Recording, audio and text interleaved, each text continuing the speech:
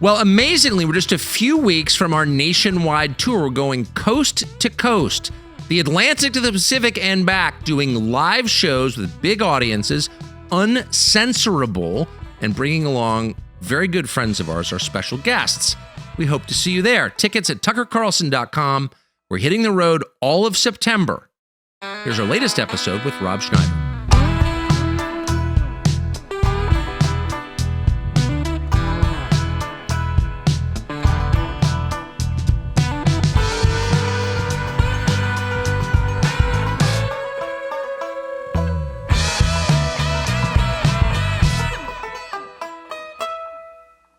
So I hate to start with this, but I read what looked like a family tragedy playing out in the news. Your daughter going after you in It's public. fun being a parent, isn't it?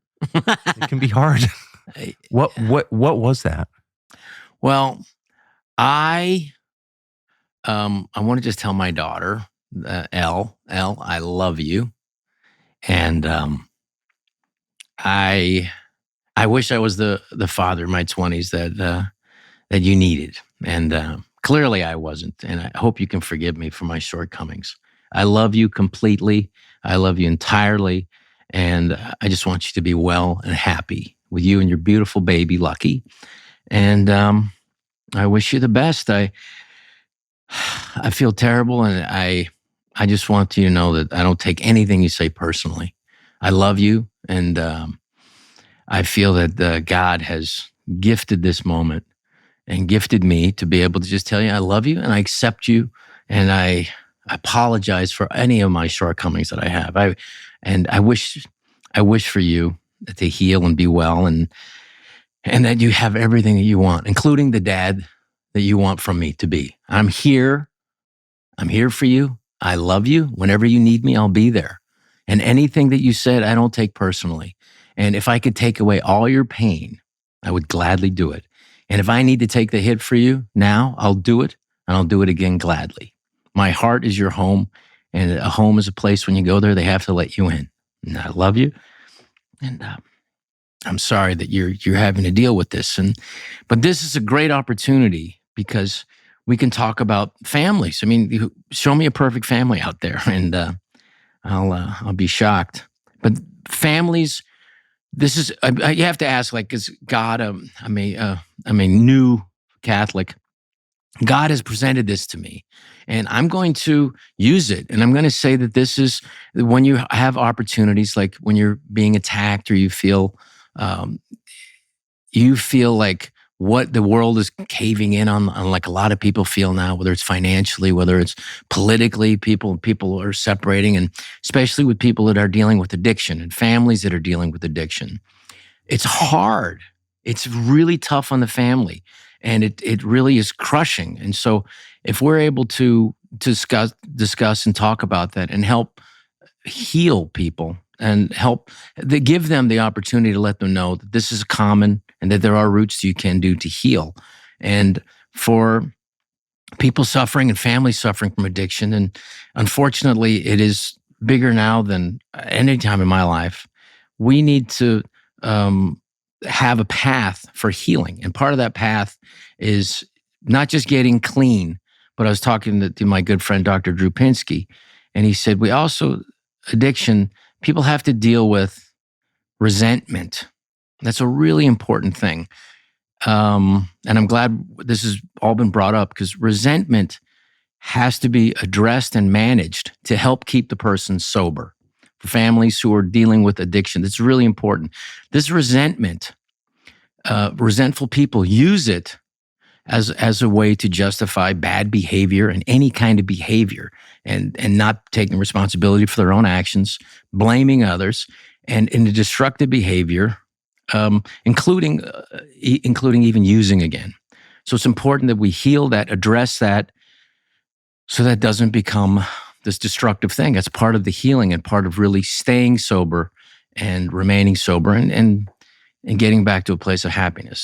So when your daughter attacks you in public, how hard is it not to, you didn't make any excuses or blame her or attack back? Well, how hard is that? If you love somebody completely, you just, I love her, and all I want for her is to be happy and to heal from this. And I really feel if there's anything that I can, you know, I apologize completely for and accept responsibility for not being the parent that I am now with my new kids. She didn't get that. And I missed a lot. And as a parent, you're going to pay for everything you miss. And I thought that just because I was starting my career at the time and I thought, well, I'm able to provide this school and this. How old were you? I was 26. Oh. So. And got divorced young. About a year later, yeah. And she's got a great mom and did a great job, did the best job she could. But it's hard, not having a fractured home from the start is not the ideal thing. So it's difficult, and I get it, and I really feel I feel like, look, I'm here now. And whatever I can do for you, I'll be the father that you need me to be now. And I love you. And thank God that I'm here now. And that if there's something that you need from me, my heart, is open. So, and it's okay though. I feel like it's a good opportunity. It's a beautiful thing when God presents you with something, when God says to you, here, when the enemy, when people are like, when you have attacks in your life, when they say hand it over to God, they don't mean just hand some of it over. I mean, hey, you got to hand it over. And when you do, you will have peace. You will have peace.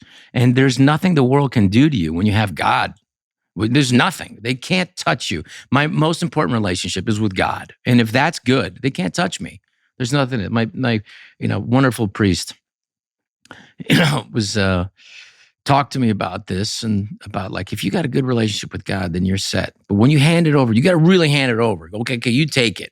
And like, okay, God, I need your help because you'll be tested in this world. They go like, yeah, I said, because I feel I'm in a good place. I said, oh yeah? Well, what about if they say this? Like, I'm still okay.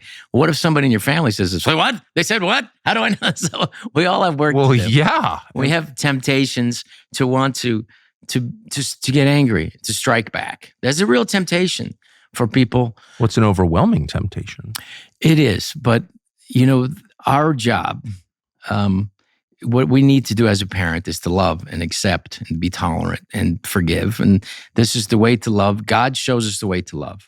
And our job is to reflect God's love, which is everything, and tolerant and loving and to just have compassion for what people are going through, especially in your family, and to know that it's not about me. It's about the pain that they're suffering and how can we heal it? And we're seeing a lot of that. Unfortunately, not just, in my family, we're seeing we're seeing addiction and problems all over. And it's not just about, particularly with drugs. And the difference is when we were kids, if somebody had like an addiction to a particular narcotic or something, unless it was heroin, and maybe there's cocaine and speed and other stuff and crystal meth around the 80s, you had a chance to, to get therapy and do something. We have families now who are dealing with a different kind of healing because they've lost their child. Yes. We have these porous borders now, and we have and talking about, for the Democrats who want to change the voting habits of whatever and remain power in every state, it's really an ugly thing because what they're really doing is they're just bringing in death and misery. Because the people who are coming into the border are also being abused. It needs to be I'm all for immigration. It has to be legal. But what's coming in now is causing this massive wave of drugs and it's death. And and it's everywhere now. It's every city in America. It's 65,000 people a year. It's like more than everyone who died in that 19 years of Vietnam or dying a year from this fentanyl. I was at the airport, and sometimes you meet somebody who just has so much grace that it takes your breath away. I mean, much more than I have or could have. This woman came up to me and said, hi, I really appreciate what you've been saying. And I said, oh, thank you. And at the airport, waiting for our bags. And I was just getting a cup of coffee, waiting. And this is in Phoenix, where I live now. And we started talking a little bit. And I was flattered by that. So it's nice when people say something nice about you. And then I said, so how was where'd you come back? He said, oh, Hawaii. And I said, oh, it's beautiful. She said, yeah, but it wasn't a happy occasion. And I said, what? He said, oh, I was spreading my son, my 17-year-old son's ashes. And I was like, what? She said he wasn't an addict. He just was a dabbler. And he didn't realize he just thought it was cocaine. And he's gone. There's no rehab. There's no getting better. There's no education. There's no 12-step thing. It's just people are dead. They're gone. And this family is crushed. But this woman had such grace about her. It's like, whew, thank God has to carry people at the moments like that. That's for sure. So how did you respond when you saw that you were being attacked? Like, what was your first?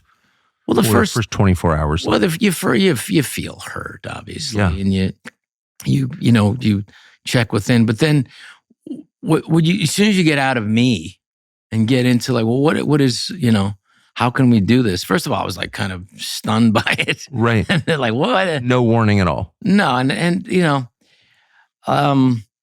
then you got like, well, I love you, and I want you to be. I can't get into the specifics of like what she's going through now, right. But obviously, I want it to be happy and well and to heal, and to heal means not just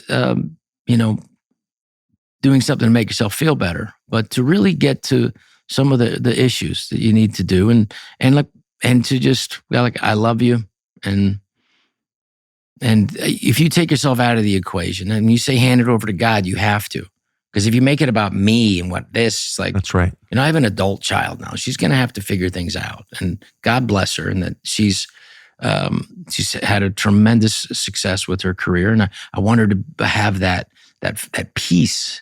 Yes. That peace that I've found, and that love that I've had. And I'm grateful for this situation, because maybe this is what it takes for her to heal, and for other people to know that about this, and so that they can reach out and they can know that to not take it personal, but go, what can I do? How can I love? How can I heal? What would God do here? How could I work through this? How could I use this as an introduction for her to get closer to God? So maybe there's all this potential there, but there's also the potential to realize that when you are attacked in the media by anything, is to know you cannot take this in. And if you have, there was a beautiful thing, my wife and I, Patricia, just the best thing that ever happened to me, that God gave me, was this, we never did the rosary together in bed. And we never did the rosary together ever. So we were in bed the other night before I flew out here, and let's do it. And we didn't, even remember. No, she didn't remember exactly how to do it. And I'm a new Catholic. So we're literally like going over each bead and doing,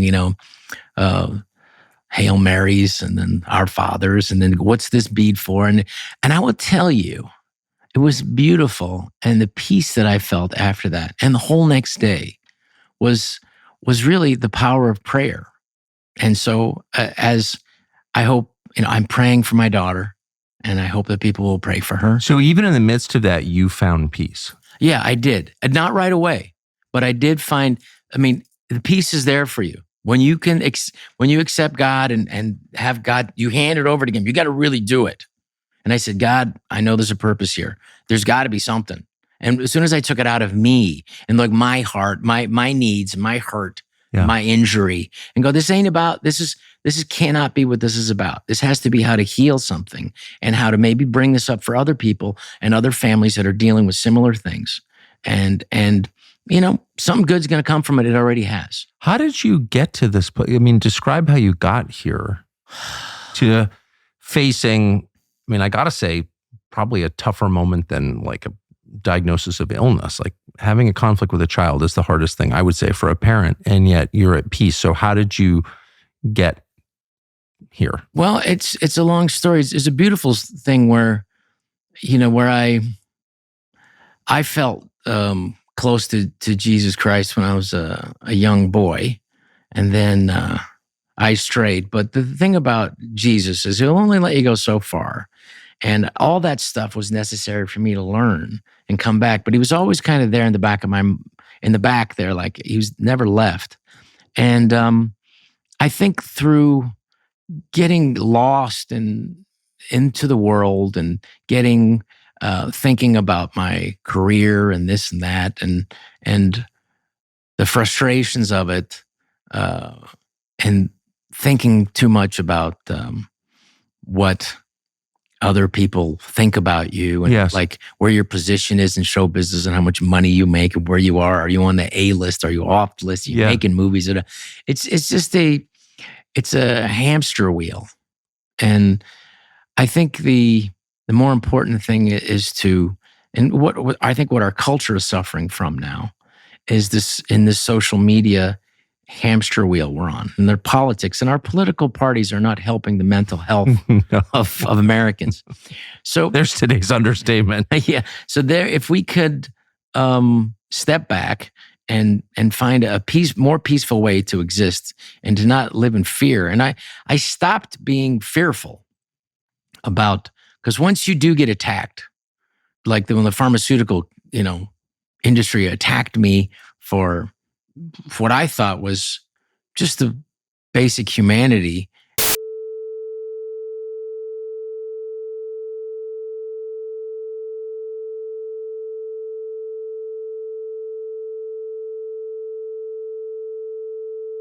And to even question it was you destroying your career. It's like questioning it. I thought we lived in the freest country in the world. Well, you're allowed to talk about politics, and you can be, you used to be, but and you can talk about things like that. You could talk about, how the United States Army spent $25,000 for a toilet, which is, or a hammer.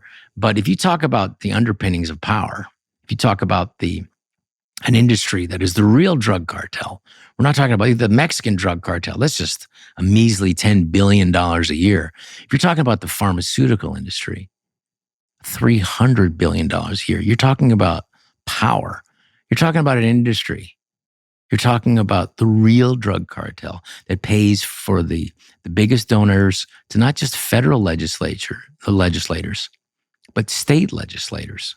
They not only control the medical establishment, they also control the medical boards that recommend things and that recommend what Americans are mandated to get and children are. And then when you open your eyes to it and you realize that something that was astounding to me that Robert Kennedy talks about, and he's one of the few who has the courage to talk about it. And thank you for letting him talk about this on your show.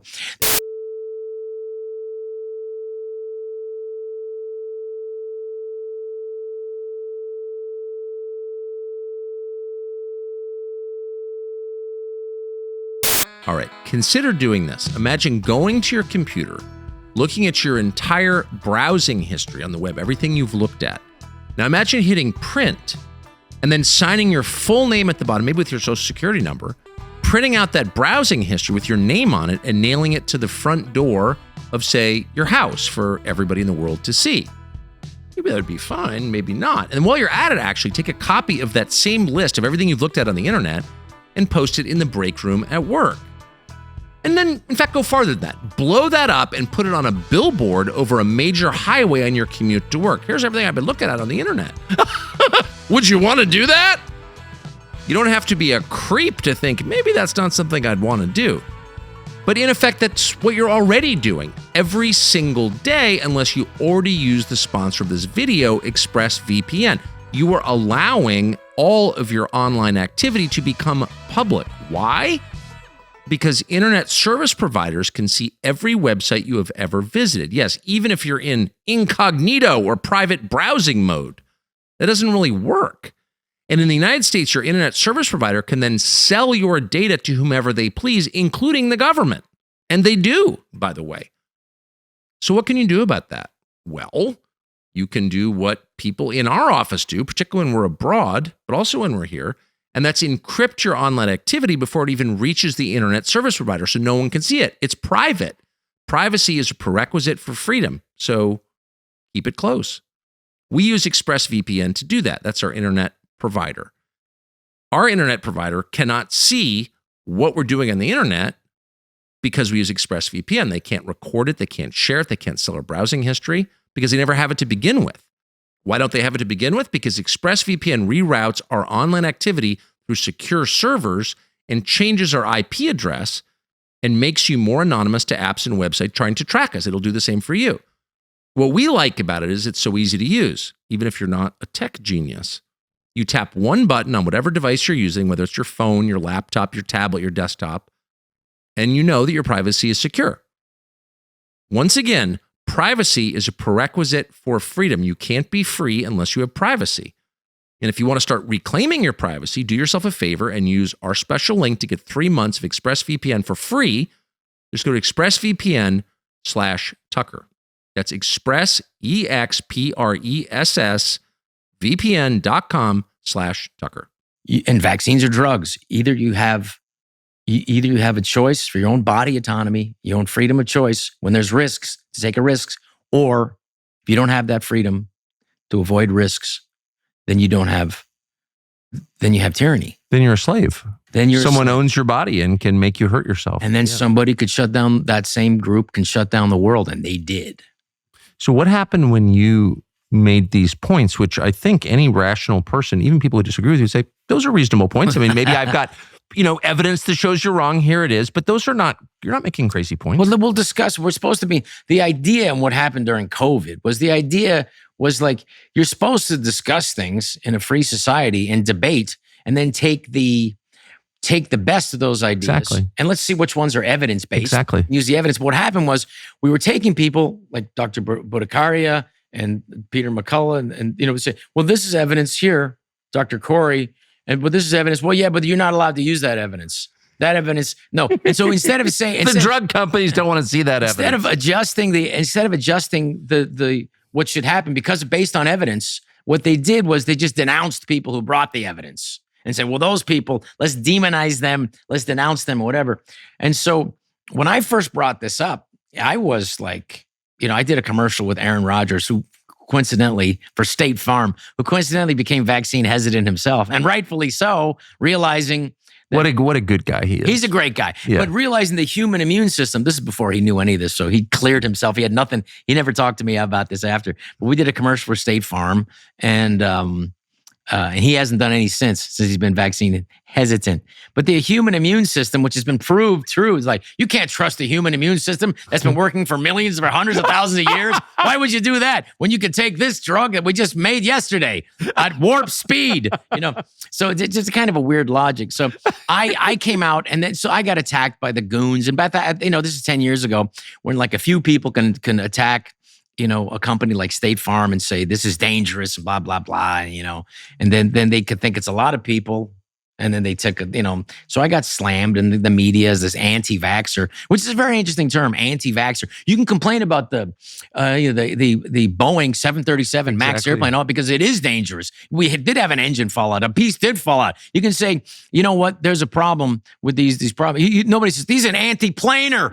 This guy over here is anti-airplane. What are you talking about? It's an airplane. You don't talk bad about an airplane. But if you question any of the 72 different doses of 16 vaccines before the age of 6, then you're an anti-vaxxer. So anti-vaxxer, that's an interesting term. Also, like I say this in my stand-up act, they said, if a woman doesn't want to have sex with you, that doesn't make her anti-dick. She's just anti your dick. She may be open to a lot of other, members, but yours specifically, it doesn't make her anti all. So you make. And by the way, it doesn't make her a bad person. And it doesn't make her a bad person, exactly. So we went from but anyway, the attack happens, and then when you survive an attack, that's the most interesting part, because anybody can get attacked. It's like, do you cow? Do you buckle under, or do you just go, oof, I'm still here. I've survived. Now what? And I'm one of those guys who, as a little person, and they say on the internet it's like 5'3". I'm just 5'5", by the way. I don't know why that matters. Only my wife says, only men care about that stuff. You never hear a woman say, I'm 5'6.5". They never say that. But men, your egos, I'm 5'4.5". Who cares about the half, But I'm one of those guys who, like, when you're little, you got to defend yourself. I remember fighting a super nice guy. He's a pilot now. Bob McPeak and I got, and he was like 6'3", great guy. He lives in Florida. Lovely guy. He lives with a neighbor. We're friends, but we got into a fight, and I go like, okay. As kids, We're like, junior high, and we're gonna fight. And I'm looking and going like, this guy's gonna clean my clock. The only way I'm gonna get out of this is if I just get him in the nose, just whack him, and then just so just wait for it. And it's a lot of guys fighting. It's like this, a lot of big guys. They think the bigger the swing, the better. But the guys who know about fighting, especially Filipinos who changed fighting, we can talk about that. It's all in the shoulder. It's just right here, and it's the short one that's got, and use the hip and you turn, and then so I waited and I go pop, and it was like that was it, fight over, and I said, oof, I got out of that one. So, but you have to defend yourself, and so I just like when you survive and you get a little, you go, I got to be crafty about this, but I'm not going to bow to this pressure, and I never have. And I've never apologized or rebutted it because I'm right about it. And I'm going to continue to believe these people because the health of American children is more important than me making Deuce Bigalow 4, So I don't, whatever. But we have to continue to fight to get Americans healthy, mentally healthy, physically healthy, yes, and get them off these drugs and to also have awareness for all our people about how they can learn to get healthy. Because if you go off the food pyramid, you're going to be fat, obese, you're going to have diabetes. My dad had diabetes, which is what I'm concerned about my children. And that was one of the things. But Ozempic's my daughter going to cure diabetes for all time, right? Well, that is a dangerous drug that we don't even understand the full implications of what that drug's going to do. And I've just heard, I was just talking to Dr. Drew Pinsky about that just the other night. That's a dangerous drug. Get off that drug. There's never such a thing as an easy cheat. You can get off. I would just tell Americans, get off sugar and things that turn into sugar, grains, and get off processed oils, seed oils, anything. It's safflower, sunflower oil. All that seed oil you got to get rid of because it's toxic, it's rancid, and it will make you sick and it causes diseases. And if you look specifically since the processed foods, and the only reason they put it in is so it doesn't rot on the shelf. When you have something that doesn't rot and go bad, it doesn't grow mold. If mold says, I don't want any of that, well, then don't put it in your body. And it's those seed oil, the palm oil, all this stuff is not real food. It's just to keep it on the shelf for a little bit so it doesn't rot. So that all that stuff, we got to start learning that. That's what's interesting is like, the liberals are attacking what they can attack. Like the problem with vaccines and the problem with is they think they could do something so that they do it. And it's the same thing with like choosing a particular gas. Like, we could be choosing CO2. That's the problem. That's what's causing the warming of the planet. Not the fact that we're, there's a giant fireball that we're circling around, but it's the gas. It's you cooking and gardening. That's what's causing it, and cows farting. So it's a lunacy. But going back, just because you think you could do something doesn't mean you should do it. Like, the scarlet fever killed more people than smallpox. And tuberculosis, but you don't see a scarlet fever. There's no scarlet fever vaccine, and you don't see it rampant around the world. And tuberculosis, nobody takes a tuberculosis vaccine, but you don't see it rampant around. So they're doing these other ones because they can do something. Like the measles, and this is all, you can all look it up, and it's in my book. You can do it. Speak Your Mind, America. That, obvious plug, is that just because you can do something doesn't mean you should. So because they could do something, like they put in the measles vaccine in 1961, and by that time, all of the deaths from measles had disappeared. They just literally, there was none by 61, and yet they put this in. Because what really, and you can go to the CDC to look it up, what made the difference with human health, what changed was the fact that people weren't living in squalor. Right. Toilets, sanitation. So what happened was all the success of sanitation, which increased people's life expectancies, made people healthy. That is what saved society and cleaned up society. Literally, toilets, sanitation, clean drinking water, and nutrition. But vaccines piggybacked on the success of that, and that's why we're dealing with this now. Yeah, no, it's interesting because the big killers, cholera, bubonic plague, are really diseases of squalor. Well, people were living in the 19th century, in the early 20th century, they didn't have a clean water source. There literally was like animals defecating and in the same places as their water source. I mean, Right. So or people defecating. and people, yeah. So it was all going. I remember there was Anders, who's the writer of co-writer of Marx. His father was an industrialist, and he was in 1857 in Manchester, England. He was walking around, and he described the people there as white ghosts. Even the common cold, he knew would wipe these people out. So that is an important, getting that sanitation and clean drinking water and cleaning things up is what really made a difference. So you sort of waved away, I beg your pardon, my question, because you don't want to talk about yourself, but the effect of saying what you did it was about health, like did that affect your did affect my job work. prospect? Absolutely. Your work? Oh, yeah. I mean, I got a call from a friend of mine who's the CEO of a Fortune 500 company. I don't have a lot of those, by the way, but he called me, and I was in Boston, and I just got off, and it was the big whole State Farm affair that happened. And I just got off stage, and I was kind of still shaken by the thing because I'd never been like attacked by every newspaper and all this stuff, and the internet was new, and and I was still a working actor at the time, making movies and stuff. My friend called me and he said, "Listen, you're really famous. Now, you're just a nuisance right now. But if you hurt them, if you cost them money, you will never work again. And these companies will sue not just you, they'll sue these other places to make sure that you never work again." And I said, Damn. But I said, "But I'm right about this." And he said, "Somebody's got to stand up." He said, and he said this to me, "You have a daughter. Is it fair that she has to do this fight too?" And I was like, whoa. That took me out of my knees. That's very heavy. It is. It was. Was this, just to clarify, was this a friend offering you constructive advice, or was this someone threatening you? Or both, maybe? It was a really good friend who was giving me advice that he thought, and obviously somebody had talked to him. And or he just knew enough to know that this is what's happening because that's the world that he travels in. He's a really good guy and a dear friend. And I think he was trying to just help me of what he knew could happen. Yes. You want to continue.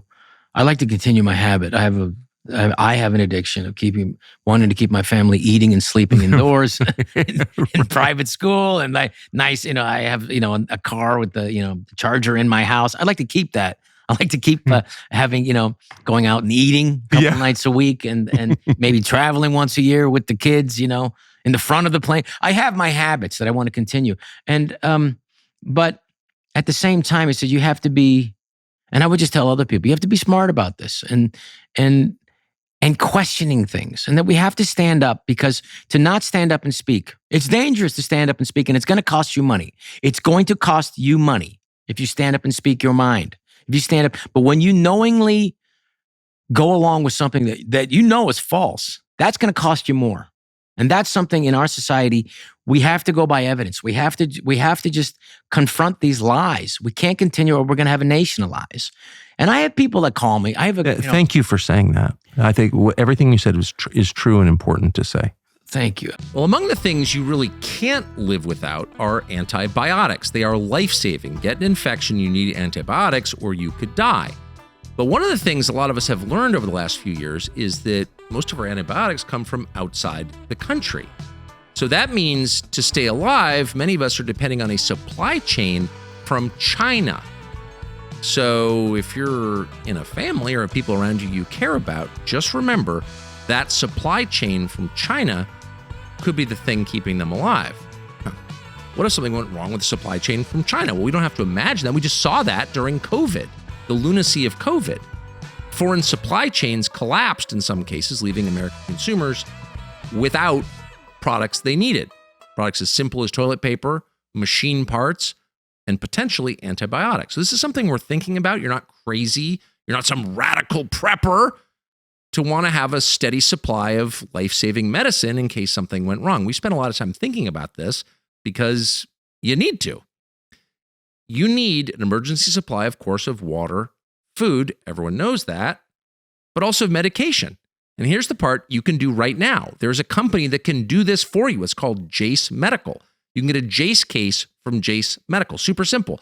It's a pack of essential antibiotics to treat a long list of bacterial illnesses, including UTIs, respiratory infections, skin infections, a lot of other common, potentially pretty serious medical conditions that could threaten you and your family if there's ever a supply chain problem.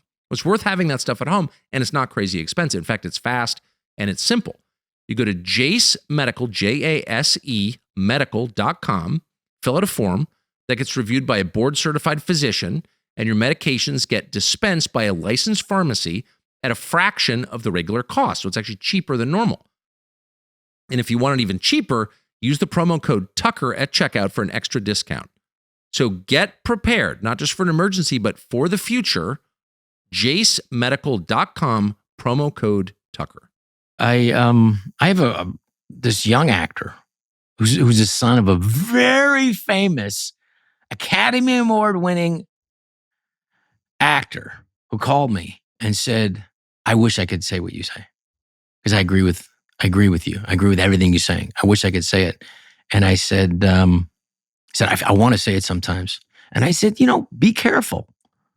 Yeah. He said, you have to be judicious about it. He said, I'm worried about losing work. And here's the thing, because I forget which one. There was a survey that was done by my great friend Andrew Doyle talks about it in his book. Was a survey done by I forget the group, but they said 2/3 of Americans are afraid to speak their mind. 2/3 because they might cause offense, and another third are worried that it might affect their job opportunities. So this is a real thing. We can't continue as a society if everybody's so afraid. That was what Alexander de Tocqueville admired most about America when he came here, was the Frenchman seeing like people speak their mind here. That is a unique thing. That is, the idea of freedom of speech is there's not an accident that was put first before guns. They know that if you want to really protect society, and your best weapon against tyranny is to be able to speak your mind, to be able to speak freely without reproach and recrimination from your government. That isn't to say there are not consequences for it, but the consequences of not speaking are going to be much, much higher. So this young person was telling me, I want to speak my mind and I want to talk about it, but I'm afraid about losing work. And I said, just be judicious. Talk about it in your life, but it will affect your work if you do. Yeah. Some people need to stand up, but I said, did it affect yours? Absolutely. 100%. So your friend was right. My friend was right. He was right. But I want to say that to that young actor, I said, look, you can talk to the makeup person. You can talk to the driver. Yeah. They'll always agree with you, I've noticed, through long experience. People who work for a living, they know this is all bullshit. Yes, they talk do. to your driver, talk to your Uber driver, talk to the makeup person, talk to the boom man between shots. Exactly. But don't talk to the producer. Don't talk to the director. Don't talk to the studio executive, because they're all captured. They're stuck in an ideological, woke mind virus, and they're not going to get out of it because it could affect their work, because they don't operate like an actor operates. I just want to get hired. I just want to get work, and every actor just wants to get hired. But they operate from a different perspective. The executives at studios in Hollywood, they know they're going to get fired. They know it. It's just a matter of time. But they operate not what's the best movie, what can I do that is meaningful to me. They don't operate that way. When they make decisions to make projects, they operate like, what will delay my inevitable firing the longest? How do I keep this beach house? How do I keep traveling on weekends? How do I keep dating these beautiful girls who are only dating me because I'm an executive? So that's the crux of it. That is so. I hope people watching this know how true what you just said is. It's so true. And it's not just the entertainment. I'm sure it's everywhere. People's like, they're just worried. I got to ride this out as long as I can. But it did affect me, but it freed me. And you know what that's like. It does. It liberates you when you no longer feel a slave to the system. Yeah. When they don't own you, you are free. I mean, you're going to have to figure out how to make a living elsewhere. But like I said to myself, and that's why I love Chris Rock. Chris Rock was like, sometimes you have a friend who we did Grown Ups together. We were together every day, and I just watched him in his mind. And he changed stand-up comedy, and he's the one who talked me into doing stand-up again. Because Adam Sandler, he loves me, and I listened to what he says, but he wasn't doing stand-up at that time. but Chris Rock was, and he was the best at it. He changed modern stand-up to what it is now. He was a real influence on the, that we built on. And he talked me into doing it again. And I was like, wow, that changed me. And I said, they can take away the movies. They can take away doing a TV show, but they can't stop me. I always said this to myself. They can't stop me from performing with a bunch of other malcontents in a darkened drinking establishment, what they want to come see me. They can't take that away. And you know what, Tucker? They did. They did take it away. They COVID. They took it away. I didn't even perform. And then they said, you can perform. And I would go to every state that was still open. I did 14 shows for whatever capacity that they would do during COVID in the one place that was open in Nashville at that time, because they said 50% capacity. So I'll just keep doing shows as long as people come. And I did 14. I have the record for shows there, for half sold out show. I sold out every show with the half capacity. And until people didn't want to come anymore. I did 4 days. I stayed for a week. I could have stayed longer. A week was long enough. I didn't mean to sound like Trump. It was the greatest show. I could have stayed for 3 years. It was the greatest show. It was an amazing show. And the shows were disasters. But what was really interesting was people, especially for conservatives, they felt like, well, here's a guy who agrees with me, and I don't see it on TV. I don't hear that. I don't hear other comedians. It's like, because it's a fearful thing. You know what? You're not going to get on TV. You don't see me on late night TV. You don't see me going on Colbert talking about any of this stuff, and that's okay. But so people, I created an audience for me. I didn't have one show that wasn't sold out last year. Maybe Roanoke. I don't know what happened there, but but anyway, it's a tough town. It's a tough town. I got to tell you, I don't know what's happening that weekend. Maybe there's a festival or something, but people want to hear another opposing point of view. They want to hear something they can relate to. It's like, thank you. I did this thing about you talked about United Airlines hiring. We don't want these white pilots. I don't care what it is. I want somebody who's the highest likelihood, the best pilot of us landing this thing. This is we're in a tin can at 37,000 feet. I want the guy. I'm sorry if your ideological problems or what your ideological vision is, but mine is landing safely. And so I did a thing about that, and I cannot fly without a pilot coming. I think thank you. Thank you. So it's but there's an audience for it, and they want to hear it. So it's a pleasure. So you felt no bitterness? Yeah, I did.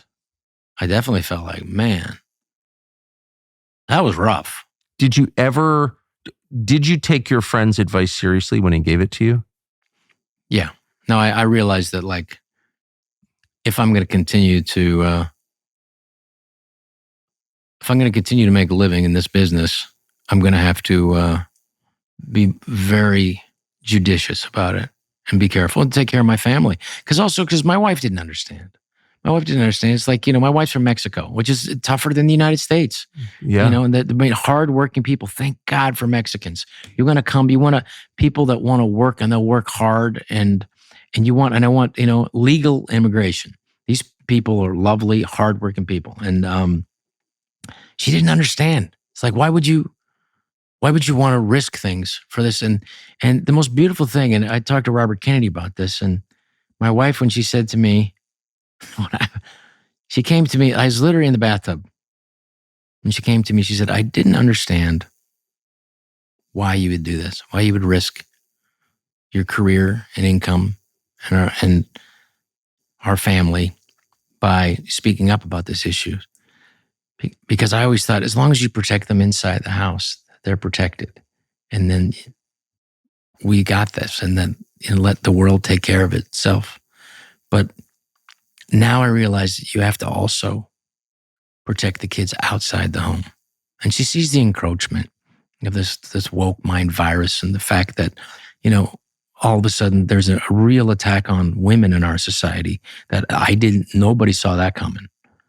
And for her to recognize that, and I mean, it was really a really beautiful, special thing that I experienced, and Bobby Kennedy related to that. Do you think that she was proud of you, your wife? Not before that. No, I mean, so she comes to you and says, which I think is pretty common. She says, look, I get you've got these opinions, but you also have a family to feed. What are you doing? Yeah. and you explain to her that there's something bigger at stake. But what is that? How can you think about there's a beautiful expression, and we all have to be careful about this too. And it's a Mexican expression, and I've been doing Duolingo for you have a Duolingo for 2 years, and I'm just nervous about learning. I've always had that, but and that's my excuse. There's a beautiful expression in Mexico, which is the light of the world is the darkness of the house. So be careful about how about just going out there and trying to heal the world and do all these things, and then your house is dark. You have to take care of the house first. That's right. I strongly agree with that. And you have to make sure everything's okay in there, and that you're protecting and taking care of your kids, and that they know that they're loved. They know who their father is, and that they feel safe, and that they feel loved, and that they're embraced, and they're being raised with a faith in God, and that they know their country is a good country, and that they know that that their future is secure. And that's something that's tougher, and it's encroaching on every aspect of it. And so, while I've been blessed and that people, find what I have to say, some of them interesting and hopefully funny, I've been able to continue to take care of my family. But to give the kids, all my children, the best education I can get. And I went to public school, and I didn't think there was anything wrong with it because I didn't have anything to compare it to. But I will say that, and you could put your kids, if you're lucky enough to have the opportunity to put your kids in the best schools you can. But the majority of our country is being educated in public school, and we have to make sure that education for the majority of these people is good, and that they're learning something that's useful, and they're being taught to be critical thinkers, to be useful, for themselves and for society, that they can come up and make decisions and not just crank out what's happening now at the university level in academia, which is they're just not cranking out. They're not making or helping people think critically. No. These young people, No. They're cranking out advocates for a particular partisan ideology. And that's it. And so this has been going on for a long time. We're late to the party to try to fix this. The ideology, which James Lindsay talks about, has been infiltrated into our society.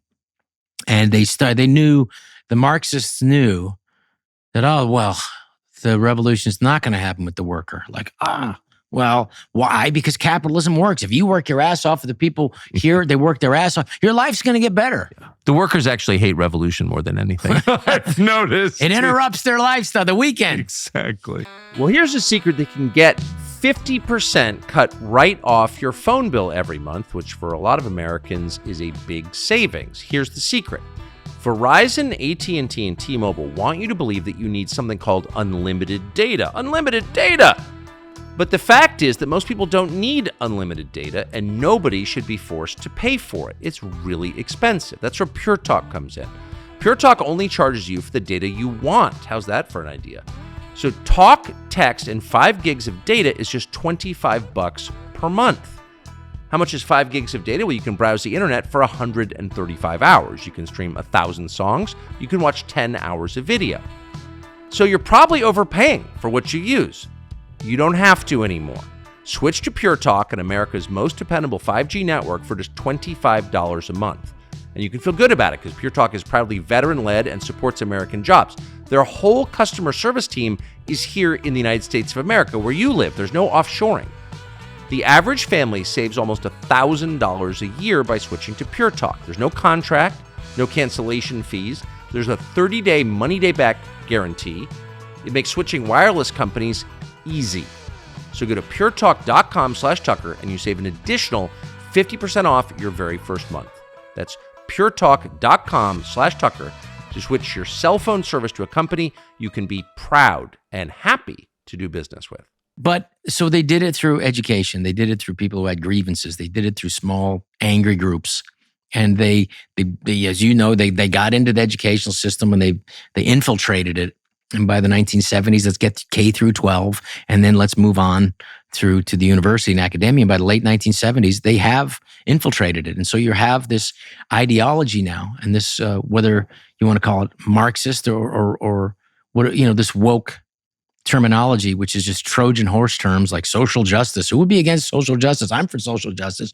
But when you realize that's a Trojan horse term and you go in and it's not social justice, it's racism. It's just the same crap the progressives were doing 100 years ago, inversed. Exactly. So you have like these same progressives who were like 120 years ago with the eugenics talking about how these people are inferior. We shouldn't, we got to kill them. Yeah, we got to kill them. We got to not let them breed. And then you realize like, well, these are inferior people. These people of color are inferior, and these people, this is eugenics, science back 110 years ago, and this, but with the Nazi Germany, you saw what the apex of eugenics was mass murder. The Nazis killed hundreds of thousands of children and sick adults in hospitals. Hundreds of, I think over 300,000. And by the way, that's the one crime, we spent a lot of time talking about the crimes of the Nazis, which is fine, but that's the one crime no one mentions anymore. As a matter of fact, because they're for it. That's why. Well, it's what you're having now is the same racism, but it's inverse. So you're taking these people and they're like, well, these people are automatically victims just because of the color of their skin. They're victims now, and they're oppressed by these people. So it's easy to see what it really is, as it's just another way to just attack and use the same Marxist, Maoist thing where these the people are the goods, these are the bads. Exactly. We're going to have utopia. It's just these people they're the ones stopping it. And all you have to do is give up your guns and your rights, and then we're going to have it. And then, why don't we have those people? Well, let's get those people. And so it's James Lindsay really helped educate me and a lot of others in his new discourses about what this really is. And it's important for people to get educated and the people to realize so that they can identify it in their life, in their daily life at work. Don't apologize. If people want, if you're saying something, don't apologize for it. No apologies. I don't apologize for my jokes, no matter what. These are jokes, people. Get over it. It's funny, like in a horror film, you have like a slasher, and they go like, some slasher movie. Nobody comes out after a horror film. I did not approve of those slashings and those murders. This is horrible. No, nobody ever complains about stand-up. A guy talking, and they go like, I don't agree with that. That's, homophobic, transphobic, and that's, sex, So it's you're held to a different standard. I don't understand why. Wait, so I'm not a very good interviewer. Sometimes you said a minute ago that you were a Christian as a young man. Yeah. And then you go into the entertainment. How old were you when you went into the entertainment business? Gosh, I was just trying to avoid a normal job, because I didn't like them. Yeah, I get it. And the most fun thing ever was telling jokes with your friends. Yep. And then I saw, when I was 11, my dad took me to see George Carlin. By the way, remember when we were kids, parents, they'd watch whatever you want. They didn't say, they took you to the movies. It was too expensive to get a babysitter. So my parents took me to see Planet of the Apes when I was 5. 2001: A Space Odyssey. They didn't ask you, was that okay? Was that too much? Now like my wife's like, it's not PG-13. They're not saying it's PG-13. You're not going to watch any of your movies. My wife still has never let me see any movie. They've never let my kids see any movie I've ever made except Daddy-Daughter Trip. So, that was, how I. Wait, your wife doesn't want your kids. She won't let my kids see your movies. Well, she want to see Deuce Bigelow as a man whore or like the hot chick. They'll see it when they're 13. So, so you go into the entertainment business. I go in, and I got into it. I saw George Carlin. It was the funniest thing I'd ever seen. And then when I was 15, I saw Steve Martin perform in front of 2,000 people. And back then I was starting to put it together, like, because, TV and movies, they're not real. It's like, those people aren't real, It's like that guy, it's not real. He's a movie star. I don't realize, he doesn't go to the bathroom, that guy. And so when I saw Steve Martin in person, who also changed comedy, he's the first guy to do stadiums, this guy. And it was so funny, and I was laughing, but I saw him as a human being in the same room as me. And I was like, well, he did it. He figured it out. He was able to figure out how to be a performer. Maybe I could. And that was it. And I told my dad, Marvin, who was a lovely man, who loved comedy. And he had comedy albums. So that I grew up with that. And I said, Dad, on Monday nights, they let anybody go up and perform at this one club. And he'd go, what is this? It's the Holy City Zoo in San Francisco. They let anybody go up on Mondays. I said, it's Monday. He said, let's go. So I went. He took me that night. And that was it, And you performed? Yeah, it was really awkward. It's like seeing, drunk people in dark bars that were still smoking heavily at the time. They don't want to see a kid up on stage. It's like, reminding them of what they're ignoring at home. In front of your dad? Yeah. Well, that takes some brass. He was great. You're great. You're funny. You guys, this is great. You're terrific. You're funny. Where was he from? He was from San Francisco. His parents were East European Jews. His grandfather was from Tarnopol. His father was from Tarnopol, who came over. And it's one of those things when they came over, they thought they'd save money somehow if they lie about the age. So they put the different age there. They save money by lying about their age. He's only, he's 15, but he's 8. He's not 9. He's 8. I don't know why they did, but so he found out when he's older. Said, "I'm really a year older. What happened?" So and then my grandmother Molly Hoffman, she came from the Ukraine, and they came over and they worked hard. My grandfather had a barbershop right next to the Fox Theater on 7th Street. On Market Street in San Francisco, 7th Street and Market.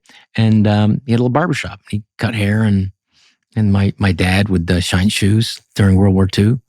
And he would get a nickel, dime, and it was a great place to grow up.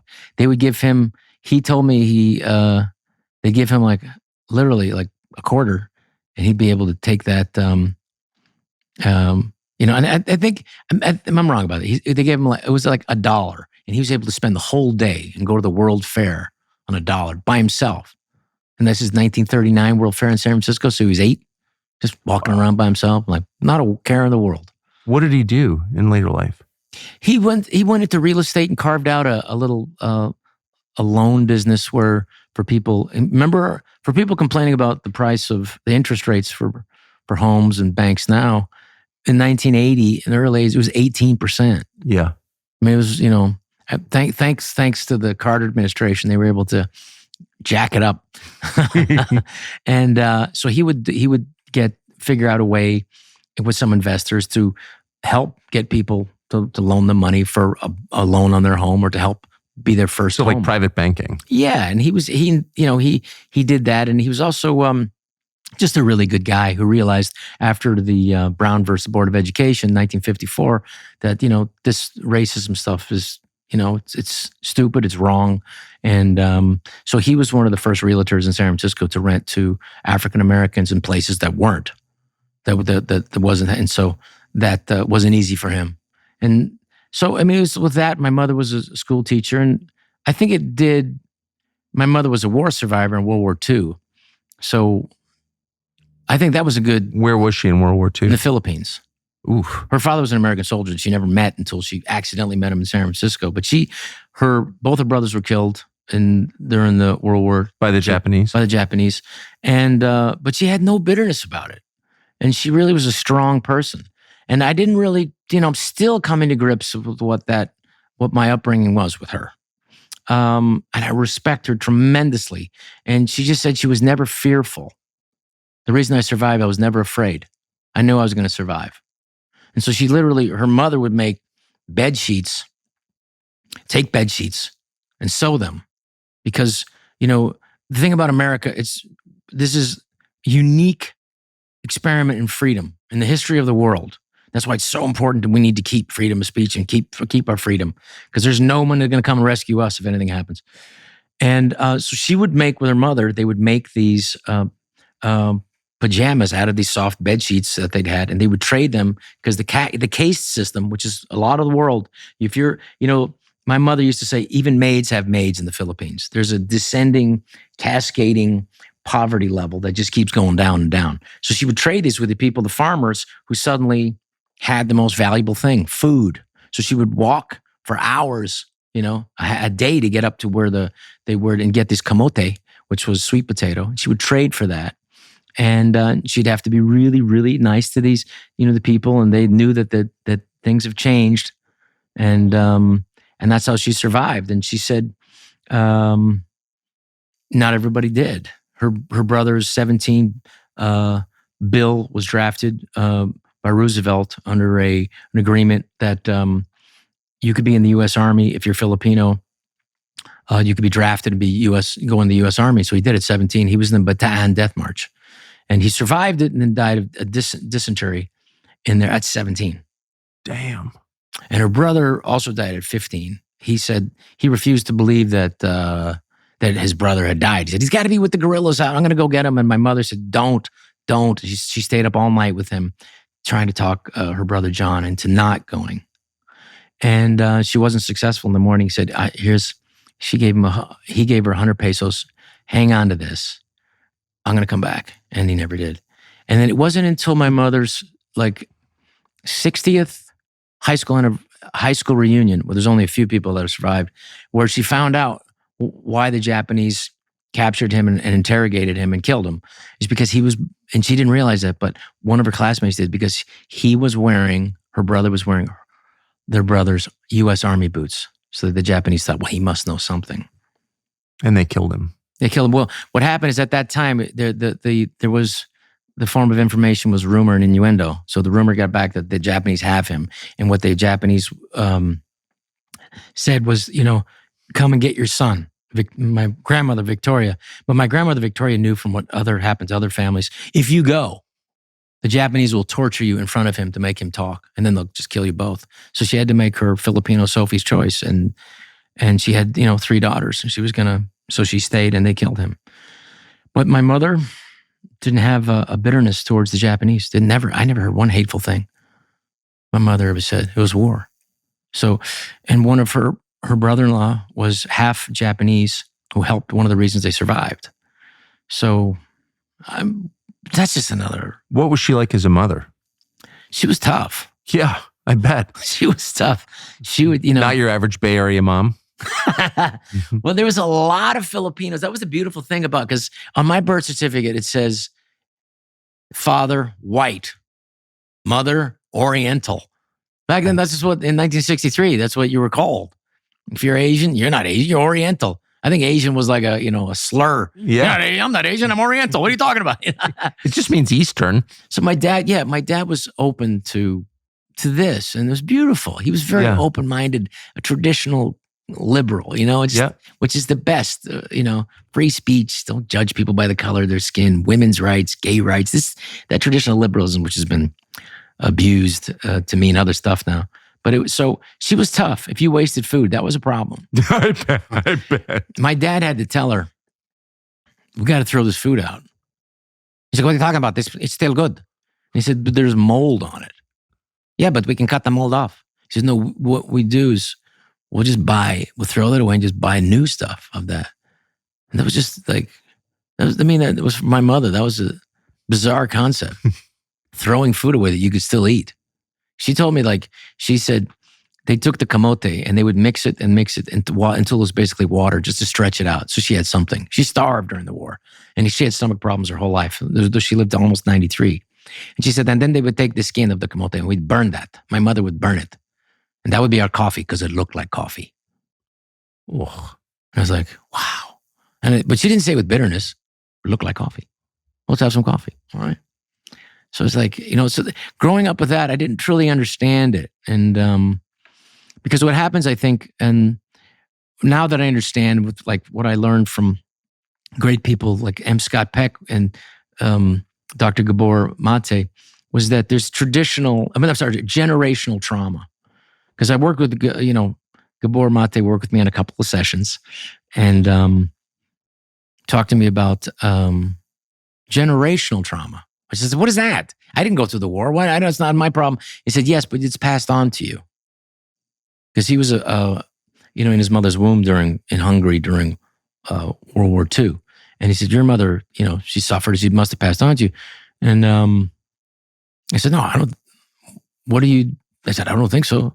He said, well, when you travel places, what is there anything? What is that like? What do you do? And he talked to me what I do. And he said, do you bring anything with you? And I went, food. You bring food with you? Everywhere I go. I got a bag. I got some food in there. He said, where do you think you got that from? I was like, it's true. If it gets moldy, do you throw it away? Yes. And I go back. I'm going to go right back to Sprouts and I buy another. We hear a lot from viewers about big tech censorship, and those reports are more frequent than ever right now. Censorship meaning shutting down your access to information, not lies or misinformation, but true things. It's only the truth that they censor. Facts that get in the way of the lies they're trying to tell you. The net effect of this, of course, is interfering in the 2024 presidential elections. That's why they're censoring more than ever now, because the stakes are even higher. You're probably not shocked by this, but the specific examples of it do throw you back a little bit. We've seen screenshots and videos showing how a Google search to learn more about the attempted assassination on Donald Trump instead push users to information on Harry Truman or Bob Marley or the Pope. Anything other than the relevant truth, which is that they just shot Trump in the face. They don't want you to know that because it might help Trump. We've seen examples where Facebook marked true photos of a bloodied and defiant Trump as misleading. Somehow those pictures were a lie and then limited their visibility. Its AI assistant explicitly denied the shooting ever took place. This is insanity, but it's at the core of big tech's editorial policy, which is denying the truth to you in order to control the outcome of this presidential election. That's not democracy. We've seen examples where a generic search for information about Donald Trump was automatically rephrased to show positive stories about Kamala Harris instead. Is there any clear example of election interference? So what do you do about it? Well, Parler has been down this road. Parler was pulled right off the internet for telling the truth. But it's back, and it's reaffirmed its lifelong, unwavering commitment to free speech. On Parler, the Bill of Rights lives. The First Amendment is real. You can say what you think because you're a human being and an American citizen and not a slave. On Parler, users can freely express themselves, tell the truth, express their conscience, and connect with others who are doing the same. And they will not be interfered with. They will not be censored. Designed to support a wide range of viewpoints, everyone is welcome on Parler. Parler is committed to ensuring that everybody is heard. And so it's become a place where independent journalism is protected and respected. It's protected because it's respected. So as this censorship by big tech intensifies, standing up for your God-given right as an American to say what you think is essential. We're on Parler. That's why we're on Parler. Our handle is @TuckerCarlson, and we encourage you to join us there. You have the right to say what you believe. So does every American, and you can do it on Parler. Get the Parler app today. I think my siblings got it worse than me. Definitely. Because I was the youngest. They bring food with them too. You know what? I don't ask him about that. I should. But I just remember being a really young boy. My mother, my dad, he took her places, and it was nice. They would travel together and they would go out to dinner. And I remember my mom yelling, "All right, we're going out. Anybody touch a hair on Robbie, I murder all of you." And I was like, tough for the other kids, but I'm Robbie. So, so I think it helped create a monster. Was she a Christian? She was Catholic, but then she got divorced. And she met my father, who was Jewish. And Yes. They both didn't, I think they both made a decision about, she survived the Japanese. She could survive not being accepted by the Catholic Church. And I tried to get my priest, Father Passo, who's a great guy, to speak with her towards the end of her life. And she just declined. And I wanted her to really make peace. And I think in a lot of ways she did. And I, as time goes by, I realized, look what my sister told me, Sister April, who's a lovely, lovely girl who had it worse than me. She was older. And her parents divorced. My mother's first husband. And she said, "You realize we were raised by a 12-year-old girl, right?" Because that's when that trauma happened. And that's what Dr. Gabor talked about with me. It's at that time of trauma is where they revert back to. And it just all made sense. I said, I get it. So how did you, if your parents weren't believers, how did you become a Christian? I found it. I found some really happy, content people. And I go, what's going on with these people? They were not in the entertainment business, I'm betting. They were not. And I was in junior high, and I go, what's with these people? And my friend's brother, Ed Marcus' brother, he was a very conflicted kid and had some problems, and was experimenting with different things, and then he just was suddenly the most peaceful guy to be around. I go, what's happening with this guy? I said, what's happening with you? He said, well, come find out. And I went to this place, and everybody in there was like, hey, so nice to have you. Welcome. This is our house. This is your house. I was like, wow. And that's a beautiful thing that Mexicans say when you go to their house. They go like, es tu casa también. This is your house as well. Yes. What a beautiful thing to say to people. And I went in and I was just really moved by how welcoming this was. And didn't feel like what I was in, my house. How people like, anytime somebody called, my mom would answer, go, what?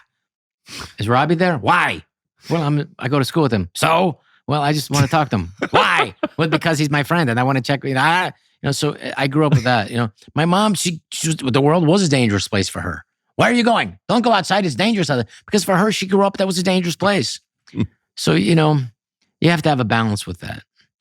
So, but you wind up in a classmate's church and it seems like a place of refuge. A place of peace. I was like, what is this?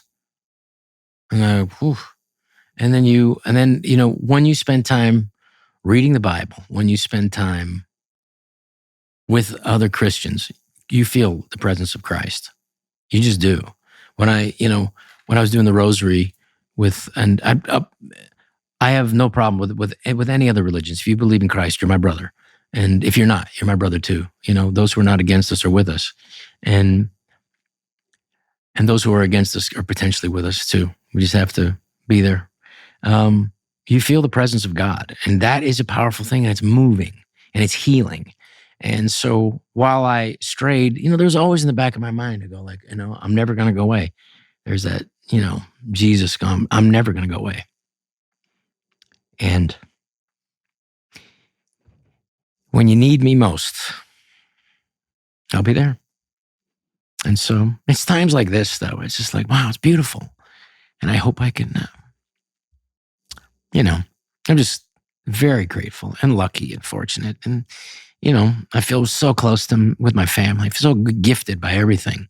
And all the problems that you have are just, you got to interpret it like this is a potential to bring you closer to God and to help people and to bring you closer to where you need to be. This is all opportunities. And so I think as people are going to get really angry when the election happens, whoever wins, and I would just tell people like, it's not, and Robert Kennedy talks about this too, it's not the end of our republic. It's not the end of democracy. It's going to be more encroachments. If the Democrats win, I believe there will be more encroachments on freedom. But it's not the end. We still have the, this tried and true legislative, executive, judicial. And even though the legislative still continues to abdicate their power to the executive, which, is not supposed to happen, where when Biden comes in, he does 125 executive orders. We're basically hiring an emperor. But still, get involved at the state level. Get involved with your school board. And I would say one of the biggest dangers of an incoming continuation of the Democratic Party. And I'm not to say that the Republicans haven't done their abuse and the lies that the Bush administration, the wars that they caused. But the problem is, if the Democrats get back in, I'm worried about the educational system. And as Moms for Liberty that talk about this, is giving more money from the feds to our school boards at the state to control what happens at the state level and our local school boards. So the school board meetings will mean nothing because it doesn't all be. The feds they're funding most of it. 26% they want to go to. I think it's 13 now. If they do that and then control, then we're really talking about another, problem with indoctrination of children. And that's going to be that's one thing we should really, really be aware about and act locally, get involved.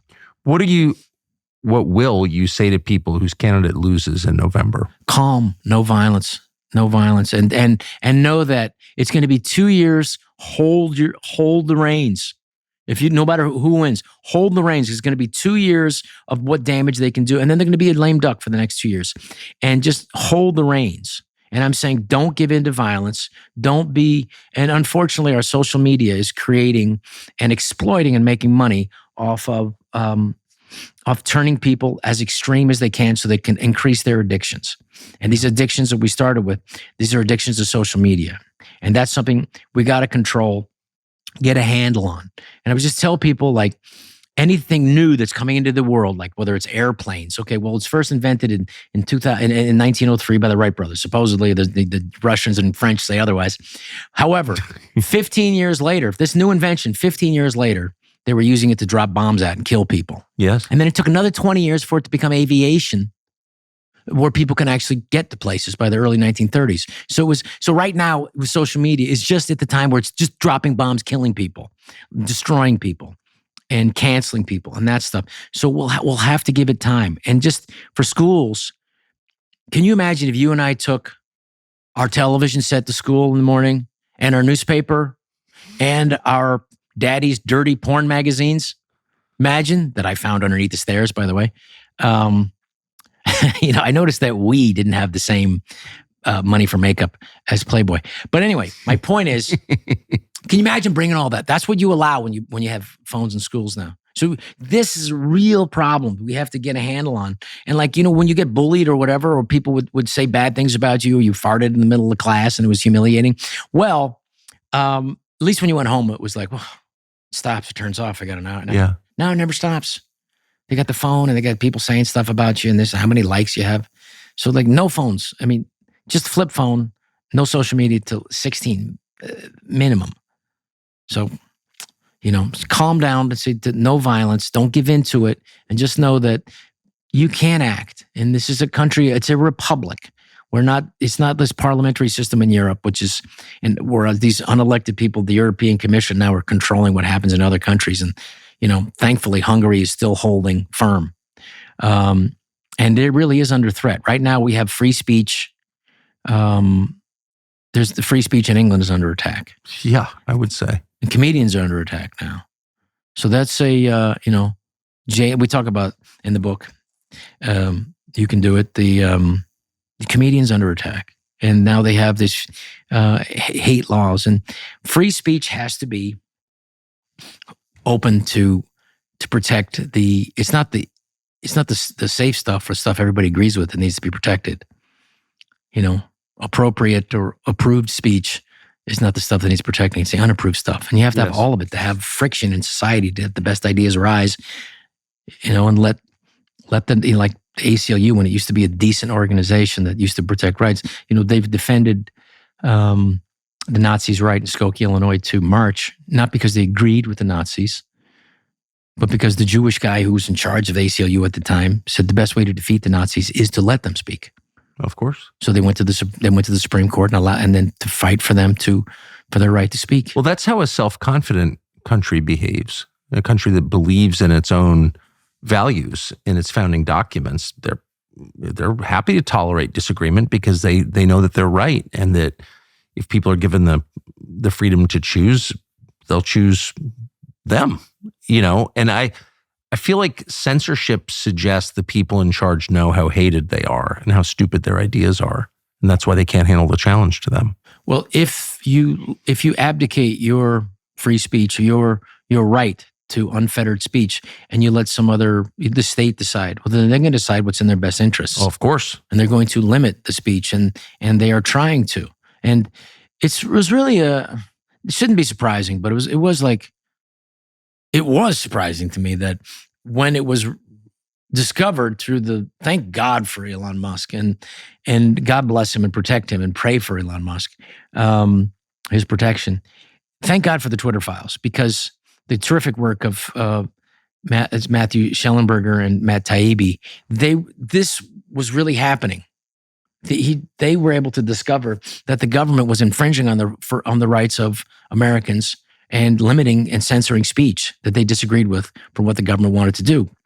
So, and then when they had congressional hearings, instead of correcting the situation, which was egregious and a violation of the First Amendment rights of Americans, instead of adjusting it based on this new evidence, this anti-American attack on our system and free speech, the Democrats were just attacking the messengers and attacking the people who brought this and trying to undermine them and demonize them.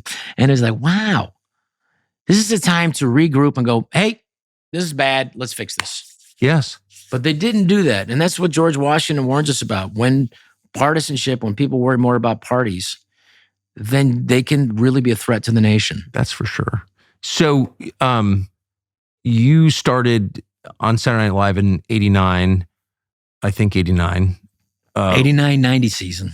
with the glory years. Well, actually, I think that's fair. I mean, the cast that you started with, they're all still famous to this day. We had a great cast, but all I remember from that time is the newspapers saying how much we sucked, that we weren't as good as the first. Who was on? Can you just remind us who was on the show that year? Oh well, the great Dana Carvey, Dennis Miller, Mike Myers, really talented guy, and Phil Hartman, of course, and the new guys coming in, which was Nora Dunn was there, and Jan Hooks, the great Kevin Nealon, great guy, and talent. And then with the new guys was me, David Spade, who got hired together as writers, and then the next fall, 1990, Adam Sandler ended up coming, and my buddy who I lived right across the street with he lived with Judd Apatow right across the street from me in North Hollywood, and then Chris Farley came in at that time, and it was a really good time for a comedy, and it was a great place to be in their 20s, and that's 35 years at least that you've lived in that world. What's the response from your colleagues, peers, friends to some of the things that you've been saying over the last hour? They're coming around. They don't agree with all of it, but I would say that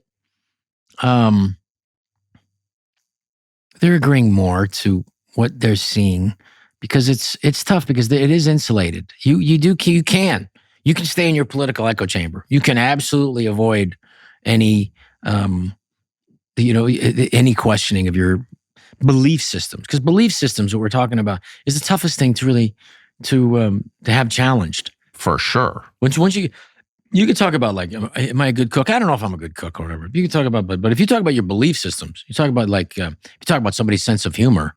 Do you have a good sense of humor? Yes, absolutely. Why wouldn't I? But not everybody. Like, you can't be a good cook. Not everybody has the best sense of humor. When you get to that belief system and start to question, people get angry.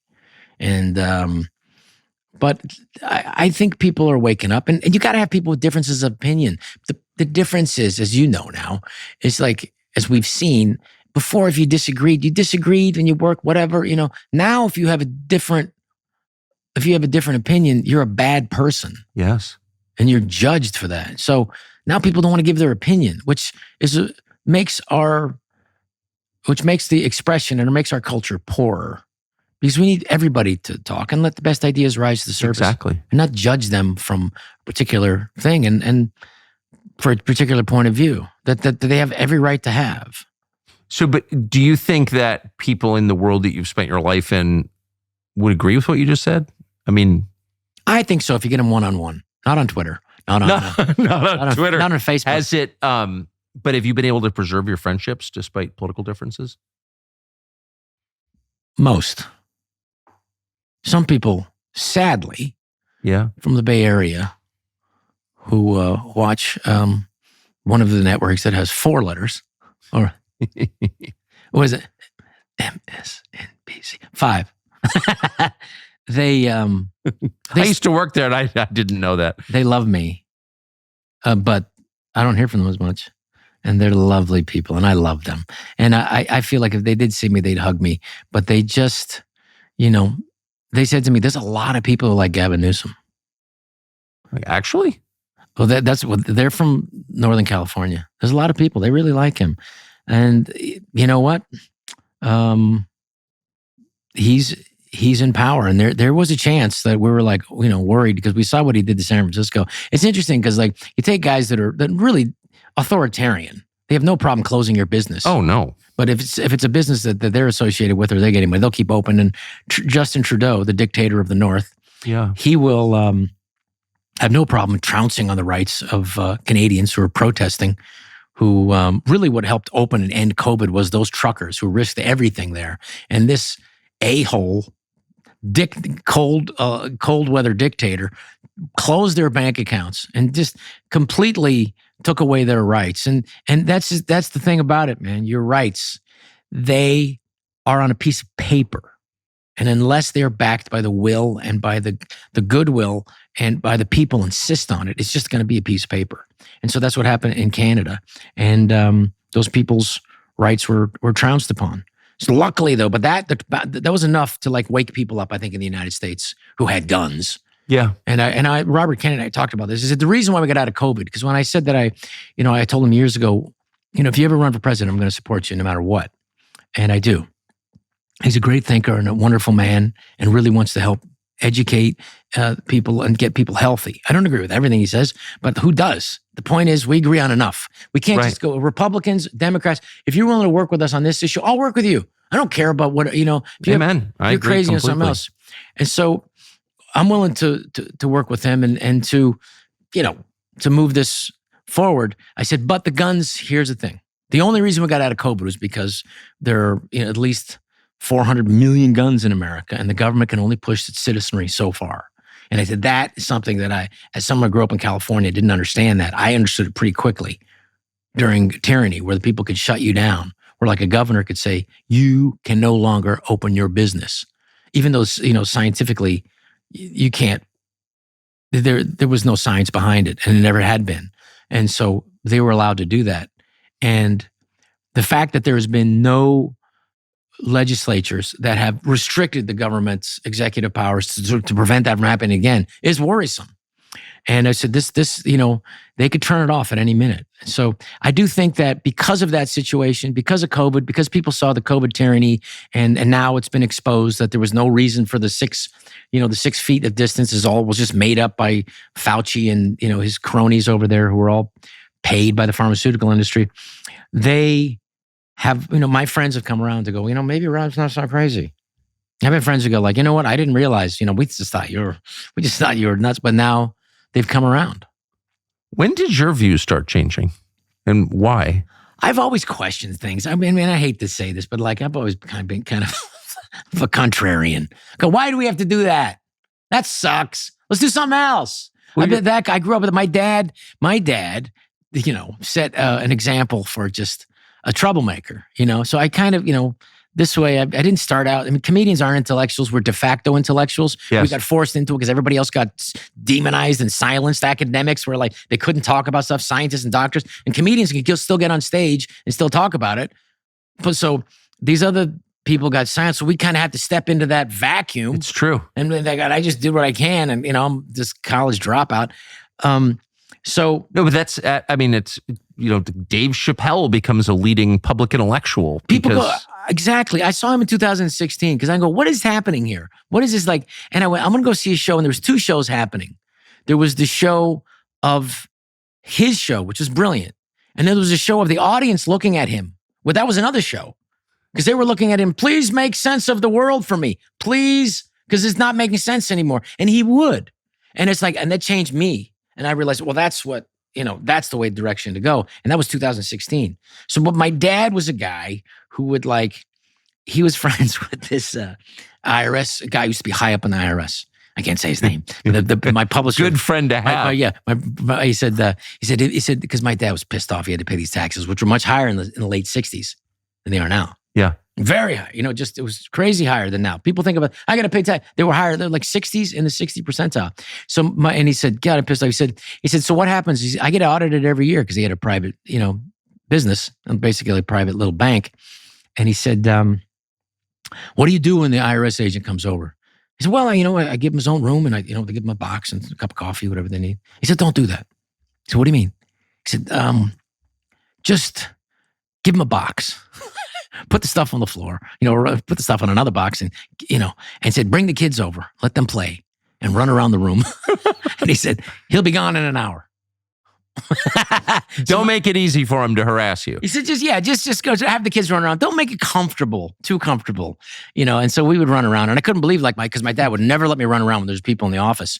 And I got there's people, he said, just play, do what you want. I said, my brother and like, what? Really? So it was a disaster. We're running around, dropping and breaking stuff and all this stuff. And it was, my dad was like, I said, this is different. I didn't understand what it was till now, till years later. But that was my dad's kind of way, like, giving it back to the man in some small, fun way where he can get a laugh out of it. My dad used to love to laugh and get laughs out of situations and in whatever way he could. And I guess some of that rubbed off. Did they stop auditing him? Not as much. And they were definitely quicker. But he was a genius with math. My dad was a math genius. Before a calculator, he just figured out. Just like I couldn't believe what he would do. And did he live to see your career? he lived to. Thankfully, he got to see like a movie might become a big hit, and there was like he called me and left a message on my machine, and he said, "Well, Robbie, I think you finally got a hit on your hands here." I went to the theater in San Bruno. 2 theaters had your movie. 2. And they're both sold out. So I think you got a hit, And my mom started getting into show business. She said, the Batman movie made $400 million, but their per screen average was higher because there was in 4,500 screens. So the per screen average, when you look at it, is not as much as your movie when you. So they got into it quick, and they're very proud of me. So that was real nice. My dad got to see that, and he got to go and to be there, and he died a month later. But that was just beautiful. He got to see that and go to a premiere, and my dad dressed up. I got to sit next to him and my daughter, Elle, on this side. And it was just, that was beautiful. And I miss those times, and I miss the phone calls and calling and him checking in on me and go, "Hey, Dad, let me call you back." He says, "You always say that. Why can't you talk now?" And I wish I could have that conversation back. Yeah. But those are beautiful times. And to have that support of your father. That's why it's so important to support and love your kids unconditionally and give them reflect God's love onto them. And that's our job as a parent and in society. And I fail. I fail at being the best person I could be. And I get angry. And sometimes I spout my mouth off. But when some people, attack people that I care about, it really bothers me. And I got to calm down. So they always tell you it's the most important election of your lifetime, but of course, this one actually is. That's demonstrable. And it's also, because it is so important, being censored at every level by the tech companies.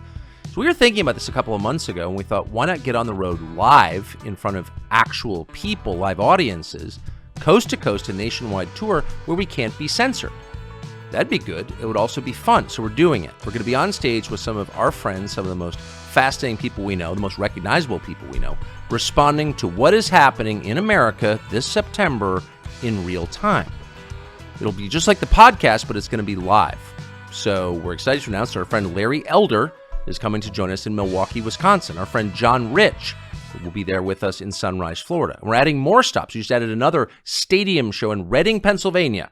We'll be joined on stage by Alex Jones. They tell you what Alex Jones is like. Have you seen him in person? You should. Make up your own mind. It's going to be fun as hell and interesting and intense, and we hope you will join us. Go to tuckercarlson.com right now to get your tickets. See you there. So you got cut off. You were talking about Canada and the tyranny there. Obviously, lots of great Canadian people. I know you would agree. But the country's in turmoil. It's an authoritarian country. But you were punished by the Canadians for telling naughty jokes. I was. They really went after me, and it hurt not at all. I loved it. I remember my favorite thing was because it was accused of being, transphobe, which is like, it's just to fill in the blank, whatever you are. Yeah. So you can tell jokes. I mean, the fact of the matter is, like, if we're just going to throw biological reality out, the truth, it could be, not nice, but it's never hateful. No. The fact that, and I said, I did some jokes about, that I do my stand-up act, that if I had a son and if he sucked at sports like I did and I wanted him to be a champion in victory, I said, well, just go, said, listen, it's not nice, but just go tell, I want you to feel, you're losing to all the guys. I want you to go and tell the coach that you're a girl, and then, no, that's the best part. You get to keep your dick. You can keep the whole thing. Keep the whole thing. Doesn't matter. No, you just tell them. And then they have to accept you. You just say it. And I said, and you win it. I do this thing. And anyway, it gets big laughs, but it's also like, that's what thing they complained about. And people were laughing at that outrageous, humor. And I said, the Canadians were mad that the audience laughed? So one guy who was the same guy in all the complaining. And I remember they were really laughing, and then they kind of got quiet because they're too polite. Canadians are too polite. They don't want to hurt anybody's feelings, which ends up hurting everybody's feelings, because then you end up having some guy who loves China running your country. Exactly. Who admires China. So it's important to speak up and speak freely and say when your countrymen. I said, I have nothing to apologize to you, Canada, about. If you know what I will consider an apology. Consider it when you apologize for what you did to those truckers and what that ugliness of not supporting those people who were risking everything to drive all the way across the country, shut the country down so that this tyranny could end. And it was a powerful movement. And it was a movement to stand there and let your government officials call them terrorists. Yes. That is... and put them in prison, which they did. Disgraceful. It is. Disgraceful. And so when you make that official apology, I'll talk about how I felt and why I did certain jokes. And I have no apologies to you at all. And I'm glad I did it. And I would do it again if you let me back in the country. Which I assume they won't. I will not be allowed back in the country. Just for hate speech, for jokes. And you're not allowed on late night TV either. I don't get invited to places. Do you care? No, why would I? I mean, it's not, I mean, as I said, it got on Twitter and then Fox News, of course, which I said, much late night TV is just political indoctrination with comedic imposition. Yeah. It's just, and it no longer resembles comedy as much as, cheering on the rhetoric and, attacking a particular, it's one half of the country. And, when I saw the dancing syringes, I was like, oof. But you know all those. That's the weird thing is you know all those guys, I assume, because you've lived in that world. I know most of them, but it's easy to, and God bless them, and I hope that they can come around to become more independent in their thinking, because you can literally replace the dialogue, the jokes from one late night guy to the next guy, and then put them in the mouth of this guy, and it's just there's no individual point of view, because it is really ideologically captured and trapped. And I hope that they would realize that that's limiting. I would hope that you realize limiting, soul destroying. I don't think it's good, and I think people have woken up to it and go like that's not representative of our country. And I think it's a job to question authority, no matter who's in authority. Exactly. Saturday Night Live at its best, truthfully, was trying to make our friends laugh and question authority and make fun of authority no matter who's in charge. I remember we were making fun of Bill Clinton. We had Julia Sweeney played Hillary. Played Monica Lewinsky. No. She played the daughter. What's her name? Chelsea. Yeah. And I'm like, you can't go after somebody's kid. How dare you? And I'm like, well, it's a kid. We're not, she just put braces on.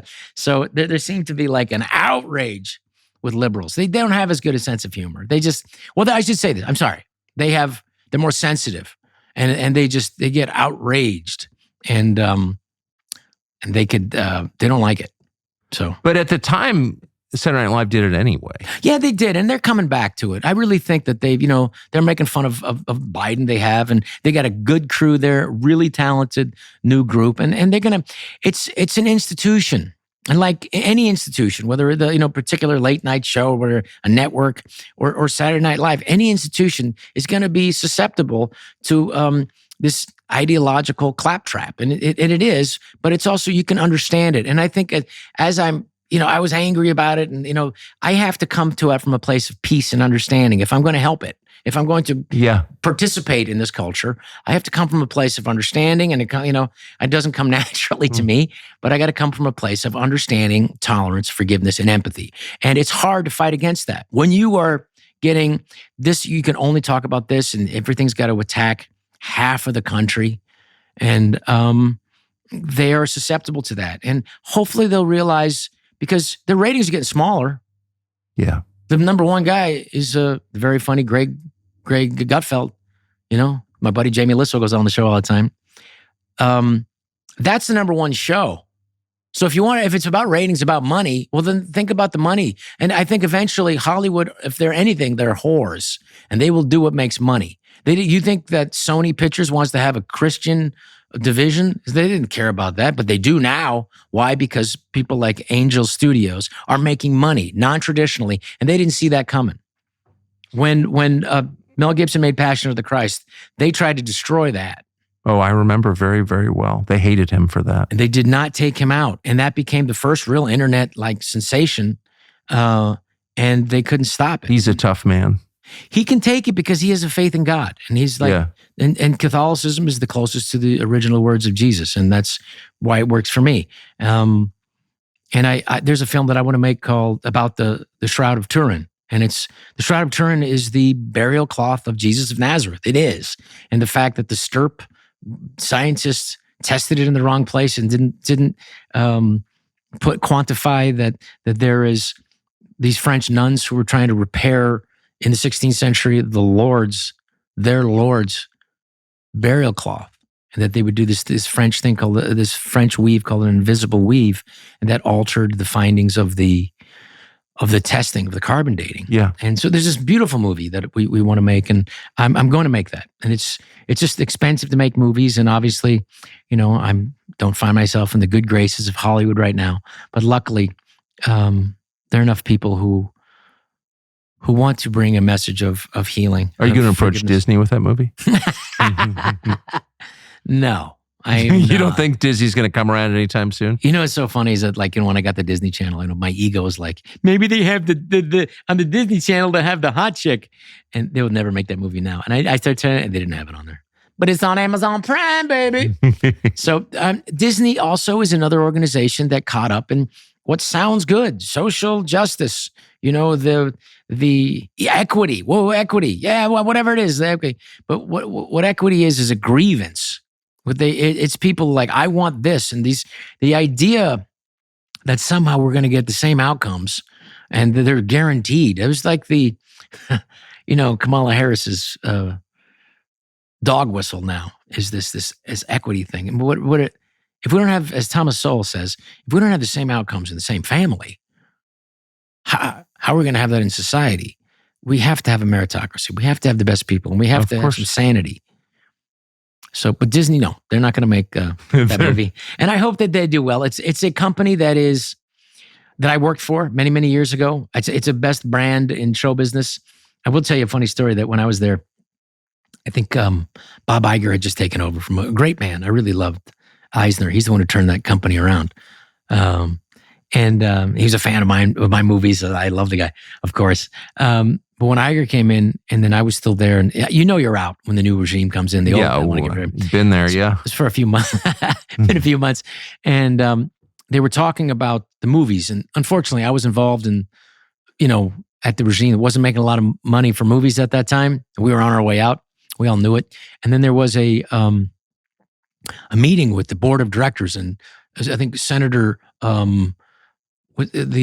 Mitchell was one of the on the board, and they said, and Iger was saying, well, this is what they looked into the boats. Well, the boats made $18 million last year profit, and then the parks made $34 million profit. Then why the movies? They lost money. Why do we need to make these movies?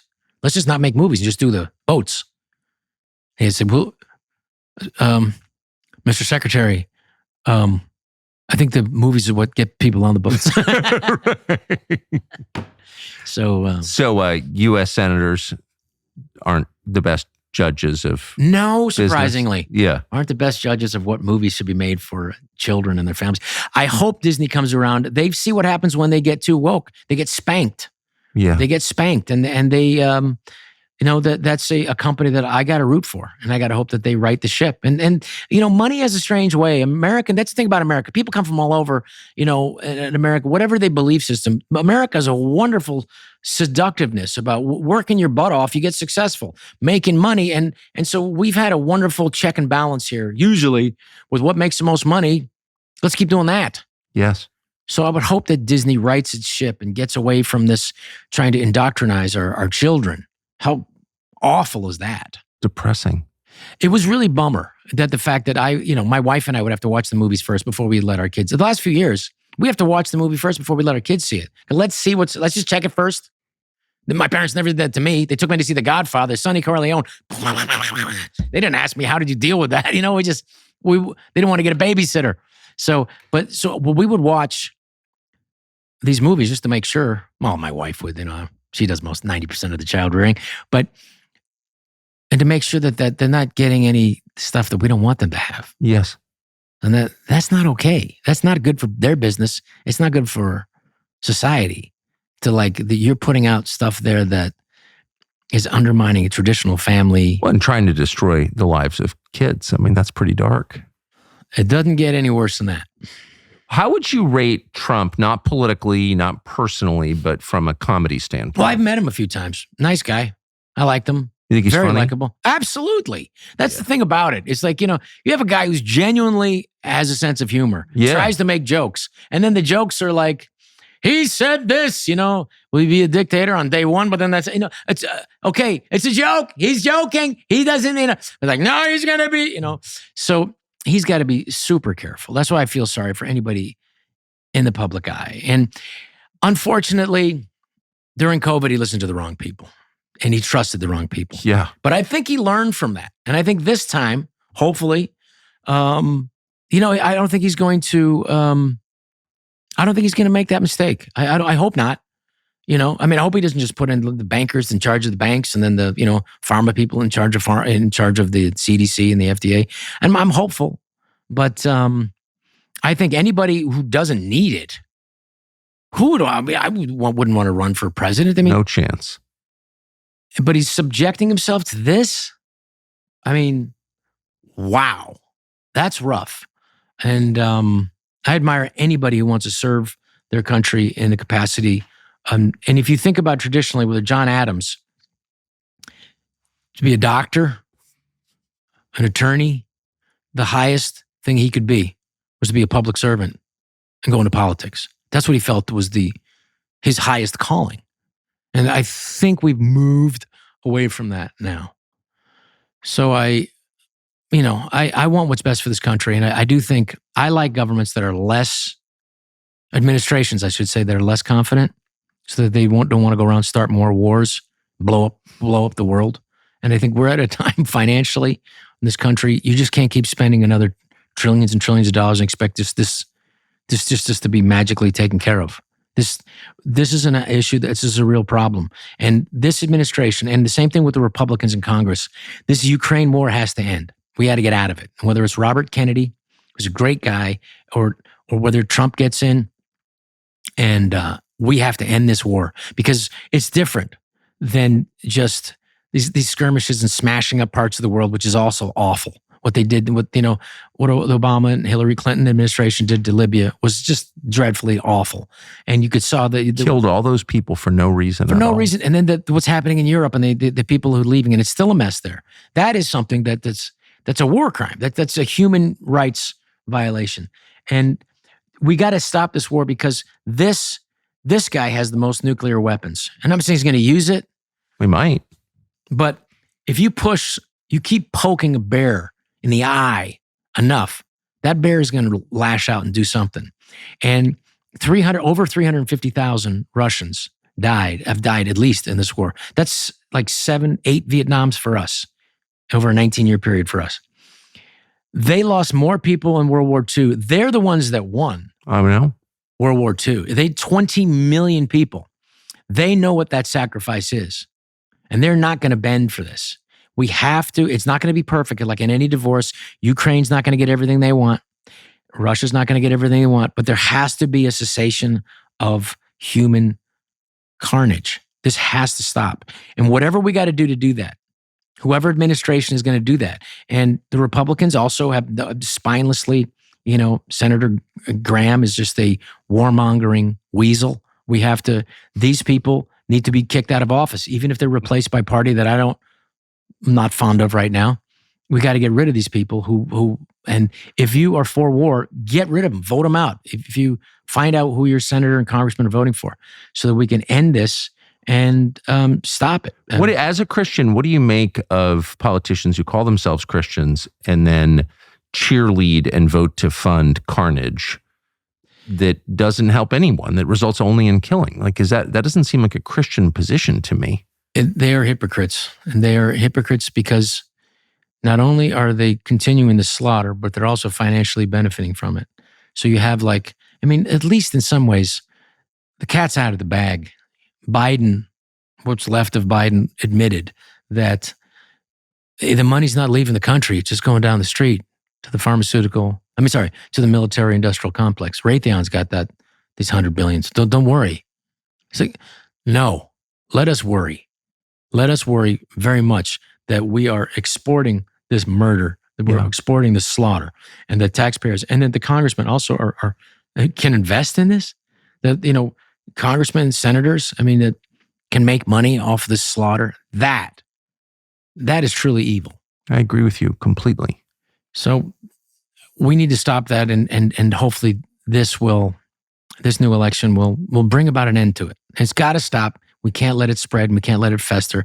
And it's not going to be perfect, but no divorce, no end of war is, but it has to stop. So I want to circle back to where I began, which is your conversion or your evolution through Christianity, Catholicism. How did that happen? Well, there's two beautiful things.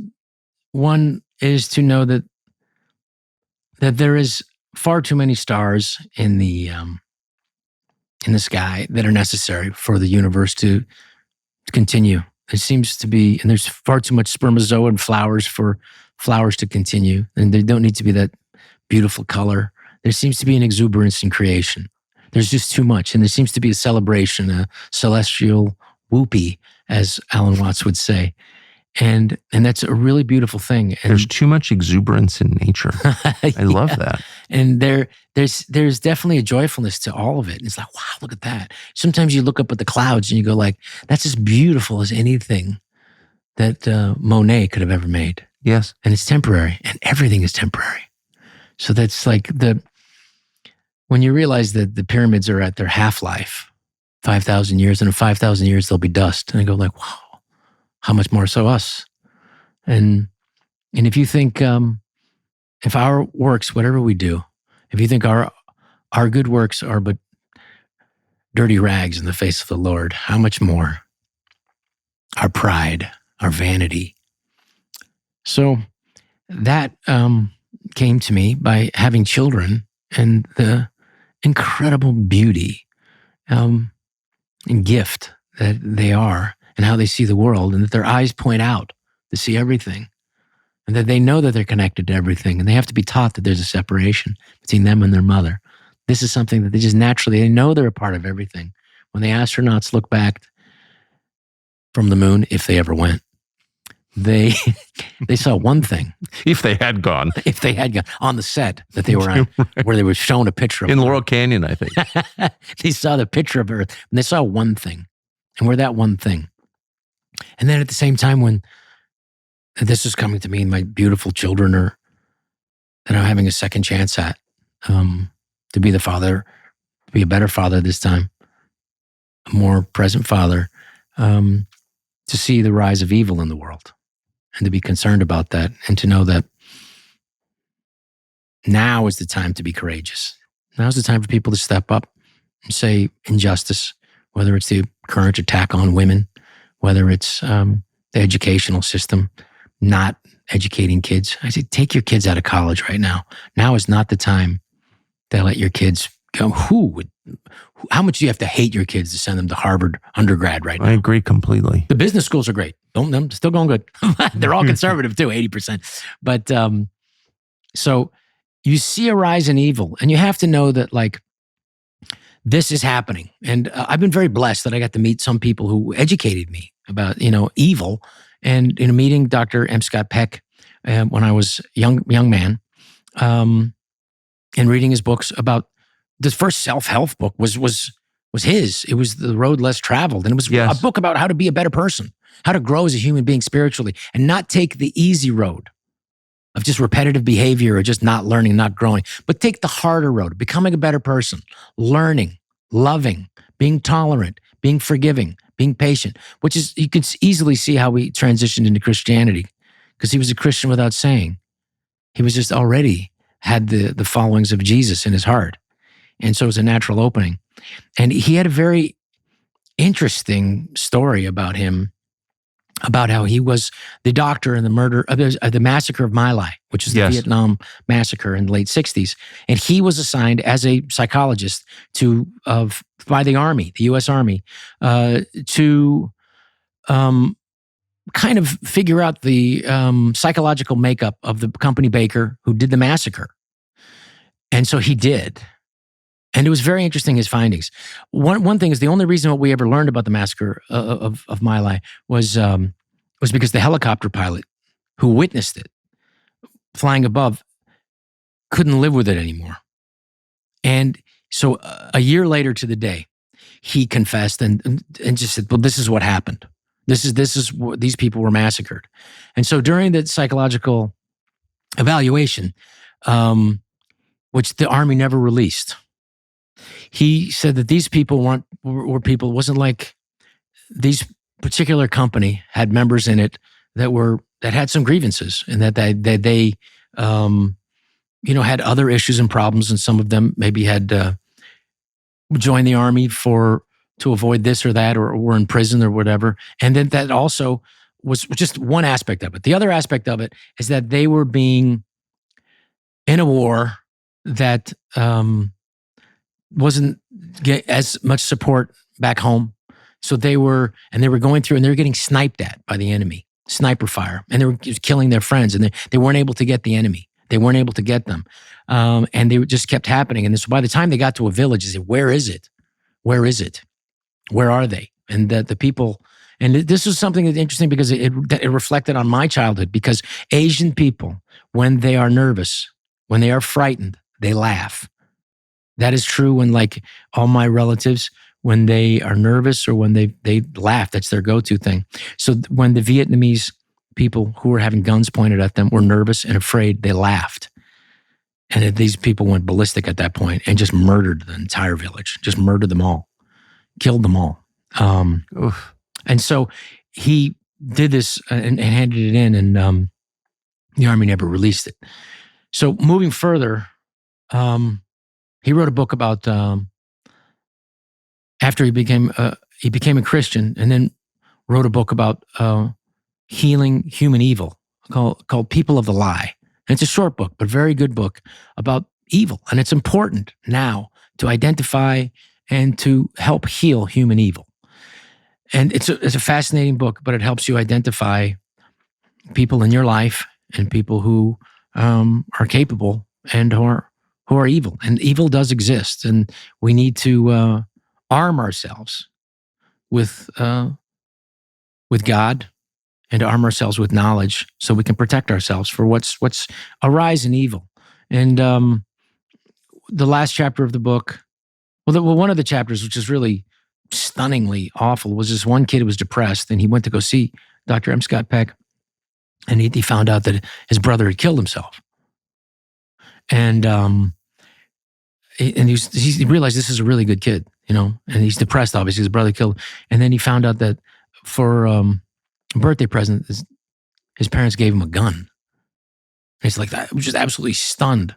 And but it wasn't just that. It was the same gun that his brother killed himself with.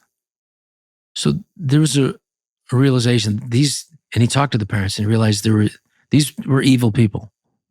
And so that potentiality for human evil, we need to recognize and help heal, protect ourselves, protect our families. And the last chapter on it, which is demonic and satanic possession. And it was like, I'm reading this book. It's 3:00 in the morning at this point. I'm starting to freak out like this. And but he postulated this theory. He said, like, the people who seem to be possessed seem to be very angelic people that this entity is trying to overtake.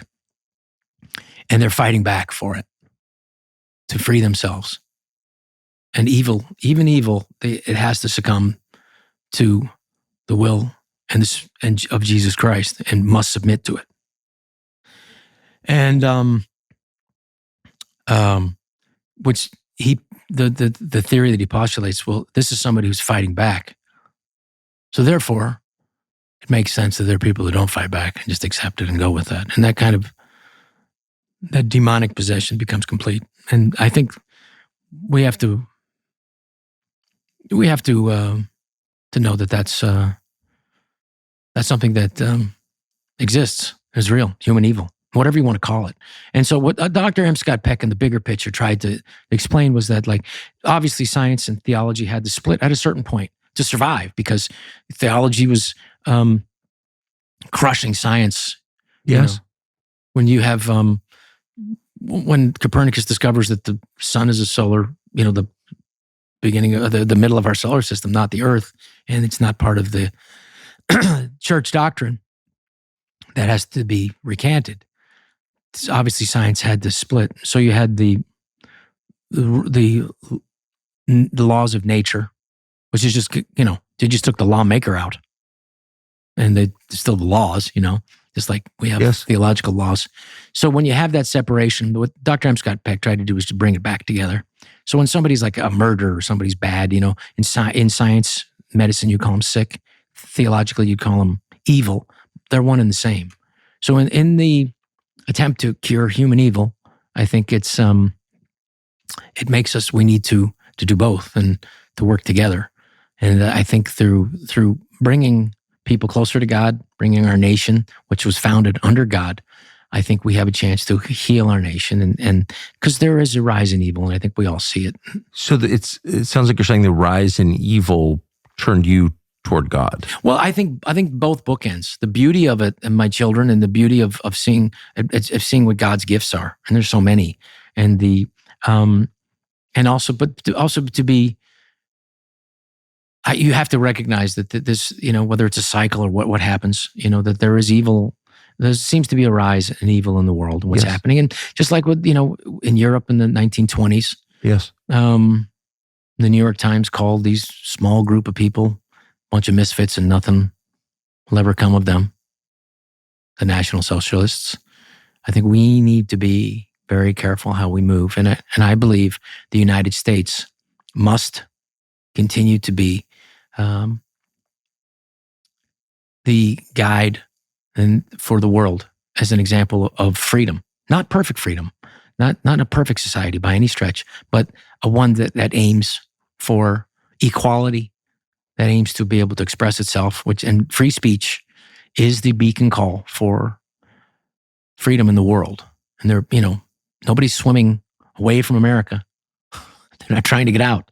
They're trying to get in for a reason, because this is the greatest experiment in freedom in human history, and continues to be. And we must fight and be vigilant. And now's the time for courage to protect it. So that's why I wrote this book. What an amazing conversation. Rod. Thank you. Thank you. Thank you for having me, Tucker. Oh. I feel like I owe you for therapy. Let me see how much money I got on me. For therapy. Oh, this has been a great I sat silent like a good shrink, just taking notes, which I'm going to file away. I'm sorry. There's trouble with his mother. I have a lot here. Robert, what are you doing? Put that down, Robert. Robert, stop messing around. Stop, Robert. See what happens? I grew up with that. See what happens? You fell down. You hurt yourself. See what happens? Did your siblings become comedians, by the way? No, they became a very good audience. They did. They did, yeah. That's sweet. My sister, she's my favorite laugh. My dad was the best. He had a great laugh. My mother would laugh at the right time, every time. And then she'd go, what does it mean? What is he saying? But she was laughing because she was nervous and afraid? She was laughing because everybody else was. So I'm sure she was nervous. So, but she would laugh, and to be polite. I mean, that's the thing. Filipinos are so the nicest people. They really are. They even have a country not even named after anything Filipino. It's named after King Philip. They don't even want to change it. No, we're good. But it's nothing Filipino. What about this cultural appropriate? No. It's okay. We like it. We're used to it. They're a great combination of sweet and tough. They were tough under the Japanese. Really tough. They're tough. They never stop fighting. No. They're tough, and they love America. I know. You will not go to a home in Manila, and you won't find in one of the homes there. You will find a picture of General MacArthur.